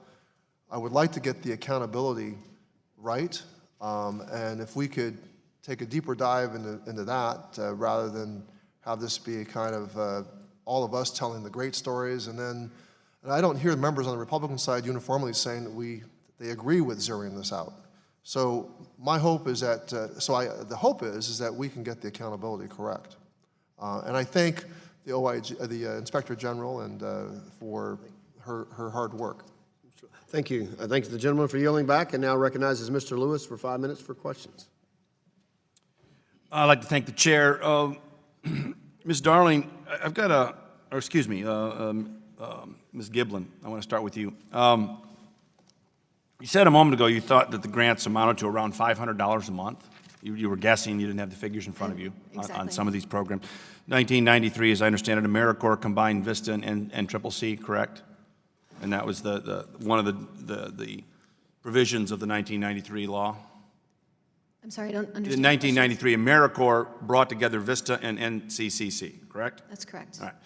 And if you take a look at the grants specifically with some of these programs, especially AmeriCorps, you thought they were around $500 a month. I've got data here that shows the grants at about $11,800 per year plus a $5,300 stipend for education. So the amount that I was estimating was just the monthly stipend. You're right that they also receive an additional education award. But you're at $500 a month, and I've got them higher. I mean, can we look into that and get an actual number? Yes, we can. Because if you add up the educational stipend and 11.8, you're looking at $17,000 a year for community service. I'm not going to get rich off that, but it's not $500 a month. I want to go into an area here that I don't think we've touched on, and frankly, I don't know that there's really good information, so I genuinely ask this question. And that is there have been, oh, by the way, one more thing on the funds. The Office of Inspector General did find out that the National Civilian Community Corps cost taxpayers 4 to 8 times more money, and that the NCCC members' 10 months of service cost $29,674. The cost associated with the NCCC program is vastly different than that of AmeriCorps Senior Corps. So, but those figures, that number is not obviously monthly stipends, that's cost to administer the program and everything, right? All right. It is a residential program, to be clear. All right. And that is what has been alluded in some areas of the media, and I'm not certain they're true. I'm just genuinely asking the question of you and the Honorable Ms. Jeffrey as well, and that is the political activism associated with some of these groups, specifically AmeriCorps and their association with groups like ACORN and that. And again, I'm not trying to make political points. I'm trying to get to the bottom of this. We can all quote, the famous Jefferson quote about tyranny is being forced to fund the propagation of other people's ideas. And there's the Supreme Court Finley case and the Solomon case. It said the federal government may rein in speech in certain cases if they're funding it. But regardless of the legal aspects, just as a matter of policy, why would we allow that? I mean, why would we take money from liberals or conservatives to fund political activism, if indeed that's happening? The agency takes a strong position with regard to prohibited activities, which is, I believe, what you are addressing. We have a multifaceted approach to ensuring that our grantees and our members alone, individually, understand their roles and responsibilities and the rules governing prohibited activities. In fact, we are providing a training today in our Southern Regional Conference to ensure that everyone understands clearly their roles and responsibilities. And those roles and responsibilities are what? To not engage in prohibited activities. Not engage in what? Prohibited activities Prohibited activity, including political activism. is one of the prohibited activities. Ms. Jeffries? The law expressly forbids engagement in political activism, partisan or nonpartisan, and any form of legislative advocacy. I know that there were at sometimes concerns about that happening. Certainly during my tenure, we have not seen that. And what are the penalties for that? If someone or some group or someone receiving a grant is engaged in that? That's up to the management when they act on a particular investigation. And you say you haven't seen it recently. Does anyone have any evidence to say it's never gone on? We've received no reports of it occurring. Or actually, we did receive one report. It turned out to be unfounded. All right, I yield back my time. Thank you. Thank you, gentlemen, for yielding. I now recognize Mr. Espaillat for 5 minutes for questions. Thank you, Mr. Chairman. My question will be directed to Elizabeth Darling. There are thousands of AmeriCorps members serving in New York City, a number of whom serve in my congressional district. They are essential, locally based part of addressing important community needs for the most part. Next week, April 4th, is the Mayor's Day of Recognition for National Service, and nearly 4,000 bipartisan mayors from around the country have registered to participate. This is an overwhelming display of local support for this particular program. I appreciate the critical need for effective oversight, but let's not lose the sight of the critical work and bipartisan support for national service programs in all our states and districts, and the leveraging of private resources that national service funding enables. For example, in my district, the Operation AmeriCorps, which partners with the New York City Department of Education and the Henry Street Settlement, matches senior companions with homebound seniors desperately rely on their service. And so this is critical to the district. Ms. Darling, coming from the state of Texas, very different from New York City, of course, can you talk about how local AmeriCorps programs in Texas use national service to engage the community, leverage additional private funds, and support key local services? What will be the loss in our communities and with our locally based organizations if we lose AmeriCorps or CNCS? In Texas, we have 2,400 AmeriCorps members, and 26 current programs. Some serve full-time, some part-time, in schools, in mentoring programs, in tutoring programs. They are working in the Rio Grande Valley, pairing college students with seniors in high school, helping them apply to college, and 3,300 of 5,000 were recently accepted. We have several programs that also mentor those young people in college through college completion. It's not just enough to be accepted, but we want them to be graduates as well. And the same is true at the other end of the spectrum. Many programs that are dealing with kindergarten, first grade, and second grade, bringing them up to reading level with very effective evidence-based programs. Our Texas Conservation Corps is absolutely an invaluable resource in the state of Texas, working closely with our Division of Emergency Management and ready to deploy within hours of any number of disasters.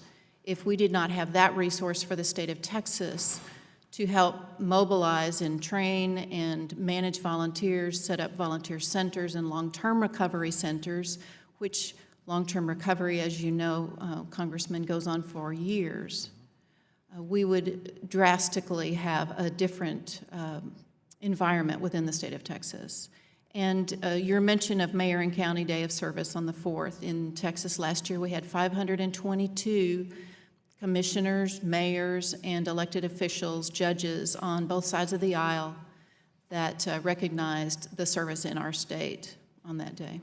So these are critical services that in education, higher education, emergency preparedness, that strengthen the safety net for thousands, if not millions, of families in the state of Texas. We're happy to hear that, and I'm glad to see that the program is yielding some good fruits, and that although we may face some issues with it, overall it is a good program for communities across the United States. And I yield back the remaining part of my time. Thank you so much. Gentleman yields back. Now please recognize the gentleman from Florida, Mr. Rooney, for 5 minutes questioning. Thank you, Mr. Chairman.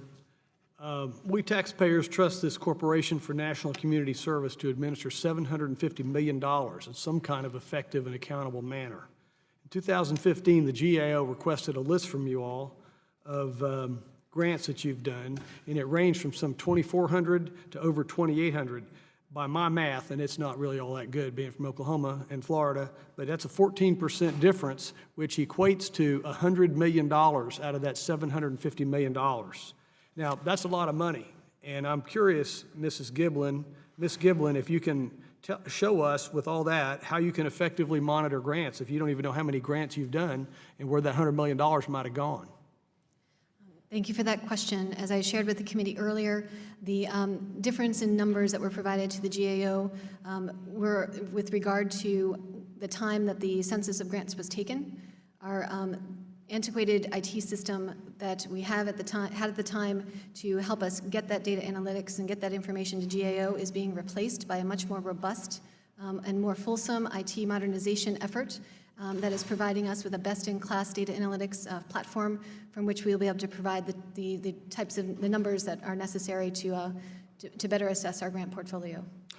So given this $100 million discrepancy, Mrs. Bawden and Mrs. Jeffrey perhaps, do you think that the CNCS leaves us at risk, and that, can you assure us that this money wasn't wasted and that more money hadn't been wasted? What you've pointed to is a serious problem with data validation inside the corporation. In 2014, a study was performed by the MITRE Corporation, and one of the things they found was these serious discrepancies between what should be identical information in multiple systems. It was not, in fact, identical, and it led to some of the problems that you've identified. We've encountered the same problem in our work. What has happened over the past year is a very serious scrubbing of the data so that as the new system comes online, the data it will have will be valid. I don't think that we really have money that's missing. I think we're looking at records that are just not internally consistent. Thank you, ma'am. As Ms. Giblin noted, the data that we looked at was with respect to how many grants the corporation assessed to determine their priority for monitoring, and we received some inconsistent information with that in that data request.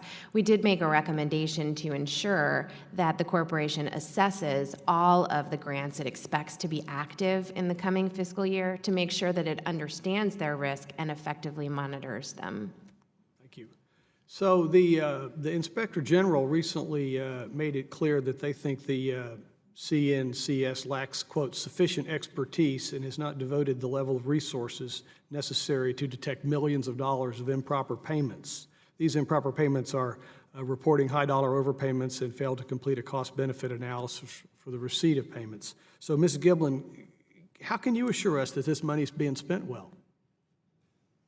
Again, as I've shared earlier, that I am working closely with the Office of Management and Budget to ensure that I have a more robust testing methodology that will be implemented this year to ensure that we have the information we need to more accurately and report with confidence the improper payment rate for the agency. I am also happy to share that I've also met with a number of federal agencies to garner best practices in not only the reporting and testing methodologies, but in the strategies to address noncompliance. Thank you. Have you levied any penalties or fines or anything on any of these grantees that have failed to do the background checks or have used the untested assumptions or have not made sure that the payments that they dispersed were proper? Have you penalized those folks any? With regard to the annual improper payment testing, we do recall any improper payment that we identify. and disallowed those costs, and we are in the process of recovering those costs right now. With regard to the CHC program, we do have a disallowance policy. So do you ban them from future grant applications and things like that? We work with them closely on a corrective action plan and to retrieve disallowed costs. If grantees are compliant with the corrective action plan and do repay those costs, we are amenable to continuing working with the grantee. That would never happen in the private sector. Thank you, ma'am. I yield my time. Thank you. Gentleman yields back. Now please recognize the gentleman from Colorado, Mr. Polis, for 5 minutes. I want to thank our witnesses. Thank you, Mr. Chair. This is the second hearing we've had on the Corporation for National Community Service in the same year. And I had the opportunity last hearing to share some of the good work CNCS is doing in my district. Again, I want to highlight some of the work of the agency that's near and dear to the heart of my constituents. And as many of you know, my state, Colorado, had a state of emergency in 2013 after experiencing the most damaging floods in our state's history. Several people in my district lost their life, hundreds lost their homes and everything they had, and many more suffered significant damage. Thanks to the CNCS, though, volunteers were deployed to Colorado to help in the aftermath of the flood. I got to meet and work with and volunteer with many of those volunteers. In total, over 700 National Service members came to our state, and their work involved volunteer and donations management, staffing call centers, coordination of medical mobility rides, community relations, meal services, debris removal. I got to see them doing all sorts of things. My first question for Ms. Darling is, can you share more about CNCS's work with natural disaster recovery efforts like the floods in Colorado? Because that's an area that a lot of people don't know that CNCS is involved with. Yes, thank you for the opportunity to talk about disaster response and AmeriCorps in Texas, and I will include Senior Corps in that as well. We have 2,400 members in our portfolio for our commission. We expect the majority of them to be trained at some level in disaster response, and they know, the programs know that we may call upon them in times of disaster. We have a dedicated disaster corps, the Texas Conservation Corps, that is trained and ready to deploy at any moment. They also have a fee-for-service model and are deployed after Hurricane Sandy, after numbers of disasters across the country. Can you name a few of the other disasters that they were deployed to help with? Well, in the state of Texas, the Memorial Day flooding, Halloween flooding on Halloween, 2 separate Halloweens, 2 years apart, the Bastrop fires in 2011, 2013, fires, wildfire in, may I borrow my notes here for a moment? There's so many in Texas. Quickly in my time, I want to thank you for that answer. I also want to highlight a story from an AmeriCorps member in Fort Collins, Colorado, my district, Alex Grimm. Alex said, quote, during the school day, I work one-on-one with students in grades kindergarten through 3rd grade who are reading below grade level. I then work with teachers to administer reading interventions that help students to attain their grade level reading. And Mr. Chairman, I'd like to submit Alex Grimm's full remarks for the record, if I may. Without objection. And to me, this kind of investment really helps AmeriCorps make an impact on its volunteers, whether they're at schools or whether they're in doing disaster recovery work, which we were just so grateful for when I met the AmeriCorps reinforcements during what was really our biggest tragedy and natural disaster in my life. My next question for Ms. Bawden is, in your testimony, you highlighted GAO's recommendations to improve CNCS, and I think everybody wants to improve the work. Now, as several of my colleagues have mentioned, President Trump's budget actually eliminates CNCS. If CNCS were to face significant budget cuts, how would that impact your own ability to implement the recommendations that are provided in the GAO report? Thanks for your question. Several of the recommendations that we made seem to be underway and are not necessarily resource intensive, but we did not evaluate the cost of implementing the recommendations. Yeah, and so I think that, if the goal is to actually implement some of those GAO recommendations, we have to be cautious about some of the, obviously, if the agency's eliminated, they won't be able to be implemented, but even under severe cuts, they won't be able to. I also wanted to go to Ms. Darling to highlight for the final minute work about AmeriCorps' education and programming work in schools that you've seen and kind of the impact that you've seen that have on kids. Thank you for that question. In my oral testimony, I talked about a program in the Rio Grande Valley of Texas, which is a vastly under-resourced area of poverty, the Colonias along the border. The University of Texas, Rio Grande Valley has AmeriCorps members that are working with seniors in high school and helping them reach college access. Out of 5,000, 3,300 were accepted to institutions of higher education. Those kinds of programs are happening throughout the state, in Houston and in Austin, and not just acceptance to college, but college completion. We know that they're never going to get that far in the beginning unless we also help with them, kindergarten, first grade, second grade, to help them stay on reading level. And our presence in the schools with communities in schools or others of our grantees absolutely augment the resources that public education are able to give to these children. Thank you, and I yield back. Gentleman yields back. Now, please recognize the gentleman from Georgia, Mr. Allen, for 5 minutes. Question. Thank you, Mr. Chairman, and the Honorable Ms. Jeffrey. In your fiscal year 2017 Management Challenges Report, you highlight the need for the corporation to commit to cultivating a culture of accountability and the progress the Office of Grants Management has made towards this goal. However, you cite the resistance from staff and grantees still entrenched in the prior permissive culture. Can you elaborate on what you mean by permissive culture and what reforms you believe are needed to bring about a culture of accountability to the entire corporation? I think empowering the Office of Grants Management has been very important. I will say that over the past 6 months, we have seen an increased willingness to disallow costs that were improperly incurred. Often when there's a proposal to do that, the program objects and wants to find some way to allow those costs. I think empowering the Office of Grants Management to be able to say no and to make a final decision has been very important. Right now, of course, the program heads are political appointees, and so one major way to change the view of the programs towards this is based on who is appointed to lead those programs going forward. So you say this has happened in the last 6 months, that we've been under this empowerment process? I think it has gone on probably over the last year or so, but I think we've really seen the result increasing over the past 6 months. What preempted this process? I mean, what caused this to happen? I think the committee's oversight had a lot to do with it. Okay, all right, so it was questions like this that, do you believe that we need to change in the way grants are awarded to ensure guarantees better understanding better understanding of their requirements or active partners in overseeing the use of taxpayers' funding? I don't think lack of understanding is the problem. I think it's lack of emphasis and priority.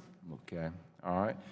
Ms. Giblin, in their report, GAO stated that the corporation does not ensure program officers are offered or receive professional development in key areas. Specifically, GAO cites that program officers in the AmeriCorps State and National Program Office generally did not receive professional development on fiscal monitoring, even though it is a core responsibility of their grant monitoring responsibility. How can program officers effectively monitor grants if they do not have the essential knowledge to do so? What is the corporation doing to ensure all employees involved in grant monitoring have the knowledge and skills to effectively monitor grants? Well, CNCS has, in the year that we've been undergoing the GA audit, has reassessed its training program and has dedicated considerable funds to ensure that program officers and grants officers alike have received necessary training. Specifically with regard to fiscal oversight, our grants monitoring, grants officer staff have benefited greatly from enhanced training dollars to ensure that they are certified in the field in which they serve. What kind of results have we seen from this effort so far? I think that some of the successes that the IG has cited with a continued and robust commitment to ensuring that the oversight is provided, that costs are disallowed and recovered, and that we are working in a more effective and efficient manner. is everyone fully on board with this requirement of education, and how long will it take to get folks up to speed on where they need to be? I know the agency is fully on board with ensuring that we are dedicating limited resources to the training protocols for the agency, and to date, I've seen evidence of that. Okay. Well, thank you for your testimony here today, and thank you for what you do for us. I yield back. Gentleman yields back. I'm pleased to recognize the gentleman from California, Mr. Desonier, for 5 minutes of questioning. Thank you, Mr. Chairman, and I do want to thank the chairman and the ranking member for having this hearing. Last week in the Oversight and Government Reform Committee, we had a very good bipartisan hearing on recommendations by the business community that regularly oversees the Department of Defense budget. And they identified $125 billion of waste in that budget. And I would remind members that in the skinny budget, one of the reasons why the administration wants to eliminate the budget for this program, which I think is incredibly valuable, is to move that money to the Department of Defense. So we have to consider both our committee assignments and the expertise we develop, but also the larger budget as it applies to all citizens. And I would just say it's striking for me to have been in that last hearing and hear such a bipartisan approach to finding out where we can enforce the McKinsey report that was part of the recommendations to the Department of Defense to make sure that they don't waste money. But in this instance, it seems like, Mr. Chairman, that this is more of a partisan issue, which I really think it shouldn't be. If you believe in a program, which I do in this program, and I can cite local instances of it working, at least anecdotally, we want the best oversight. So, Ms. Jeffrey, you mentioned about the tiered approach, and maybe that doesn't work. Less of a tiered approach with the Department of Defense. This is more direct spending, it's federal spending. But I know coming from local government, we've had issues when I was in local government and state government with Head Start programs, with community block grant programs, with workforce investment boards being administrated properly, either in terms of the oversight in the federal region, having the proper oversight, or at the state level, or at the local level, or at the grantee level. All of that dynamic, we're hoping to come together to make a program work. CDBG in particular, when that works, it works really well, and I've seen it not work well, and I've seen some political influence where the auditors at the local level and the state level basically cover themselves to the federal audit. So what I want to do is make sure that we're both, having come from the restaurant business, we used to say there were really good gross operators and good net operators, and you want to be both. So you mentioned that state commissions, some do better than others. Certainly sounds like a subjective analysis or judgment. How do we get the high-performing states to bring the low-performing states up? Or was it your implication that this tiered system doesn't work in this instance? I don't recommend throwing out the tiered system, but I think your inclination that the application of good business risk management principles is absolutely the way to go. CNCS is always going to have limited resources, cannot provide the same level of oversight to every grant. But at the same time, you don't need to oversee a $40,000 grant the way you oversee a $10 million grant. So risk management helps you decide where best to deploy those resources. I think there has been a number of efforts to bring peer-to-peer knowledge to bear with grantees, with state commissions like Ms. Darling's, to help educate others. The difficulty is that different states commit different level of resources to their commissions. We have one state commission that has a single employee. No matter what, that person is not going to be able to bring the same level of oversight as a well-resourced commission. I'm sure California is right there at the top with Texas. California actually is. Of course, I wouldn't ask that question or made that observation if I didn't know the answer. So, Ms. Giblin, it strikes me, and just a quote from the GAO report, their second observation, we found that CNCS's current process for grant monitoring is not fully aligned with federal internal controls for identifying, analyzing, responding to the risks. So what's your timeline to come in compliance, and what's your corrective? How do you interact with both the committee but also the GAO and the Inspector General so that you're reviewing this so we know that you're both acting in good faith to correct it and that you have a timeline to complete that?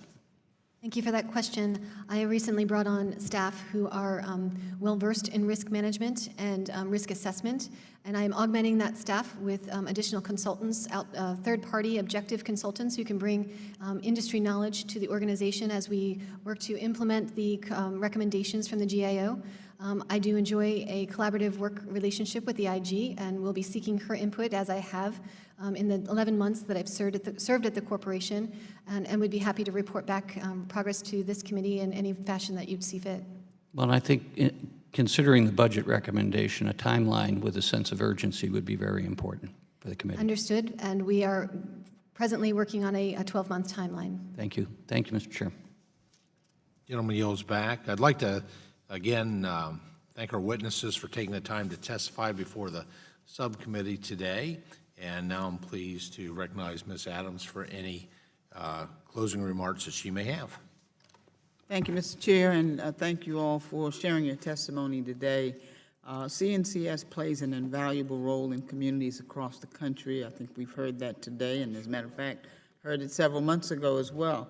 It helps harness the talent and the skills of the American volunteer, helps to connect Americans with volunteer opportunities to fit local needs, and builds off of public-private partnerships to make a difference, and indeed, it has made a difference. As CNCS continues to strengthen its oversight program, I know that CNCS will improve its monitoring and better serve our nation, and so I'm pleased to continue to support the program and would encourage Congress to robustly fund service programs and not eliminate them. Thank you so very much for being here.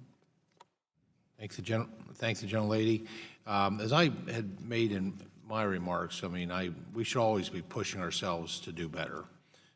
Congress, this body has a, excuse me, not just an authorizing responsibility, but an oversight responsibility. And so I really do appreciate the chairman and the ranking member providing this opportunity. I appreciate all of you being here to share your perspectives. My colleagues, Democratic colleagues, said that this hearing was about a previous single incident of wrongdoing. In fact, this hearing is about the corporation's record over a number of years as an inability to protect the taxpayer dollars and monitor those dollars in a risk-based fashion and collect improper disbursements. And that hurts the participants when we do that. It detracts from the mission and our purpose with this program. As the chairman and others noted, there was $47 million in improper payment in just 1 year in Senior Corps. Now, you know, I having sat through this hearing and listened to my colleagues, I think we have a bipartisan agreement that one of the most important functions of this committee's is oversight, and I think I'm hoping, just as I appreciate the great work that's been done over the past six months, and hoping this oversight hearing will serve to continue us down that path of increased accountability and program effectiveness and the investment of the taxpayer dollars, and because I know there's great programs out there, and we need to do that. We will continue to hold the agency accountable for how it spends taxpayer dollars. It's nothing personal. It's just what our responsibility is. And so I do want to thank all the members and the witnesses, and as well as the staff on both sides of the aisle, because it's with the hard work of the staff that help us to be able to do these types of hearings. Without objection, there being no further business, the subcommittee stands adjourned.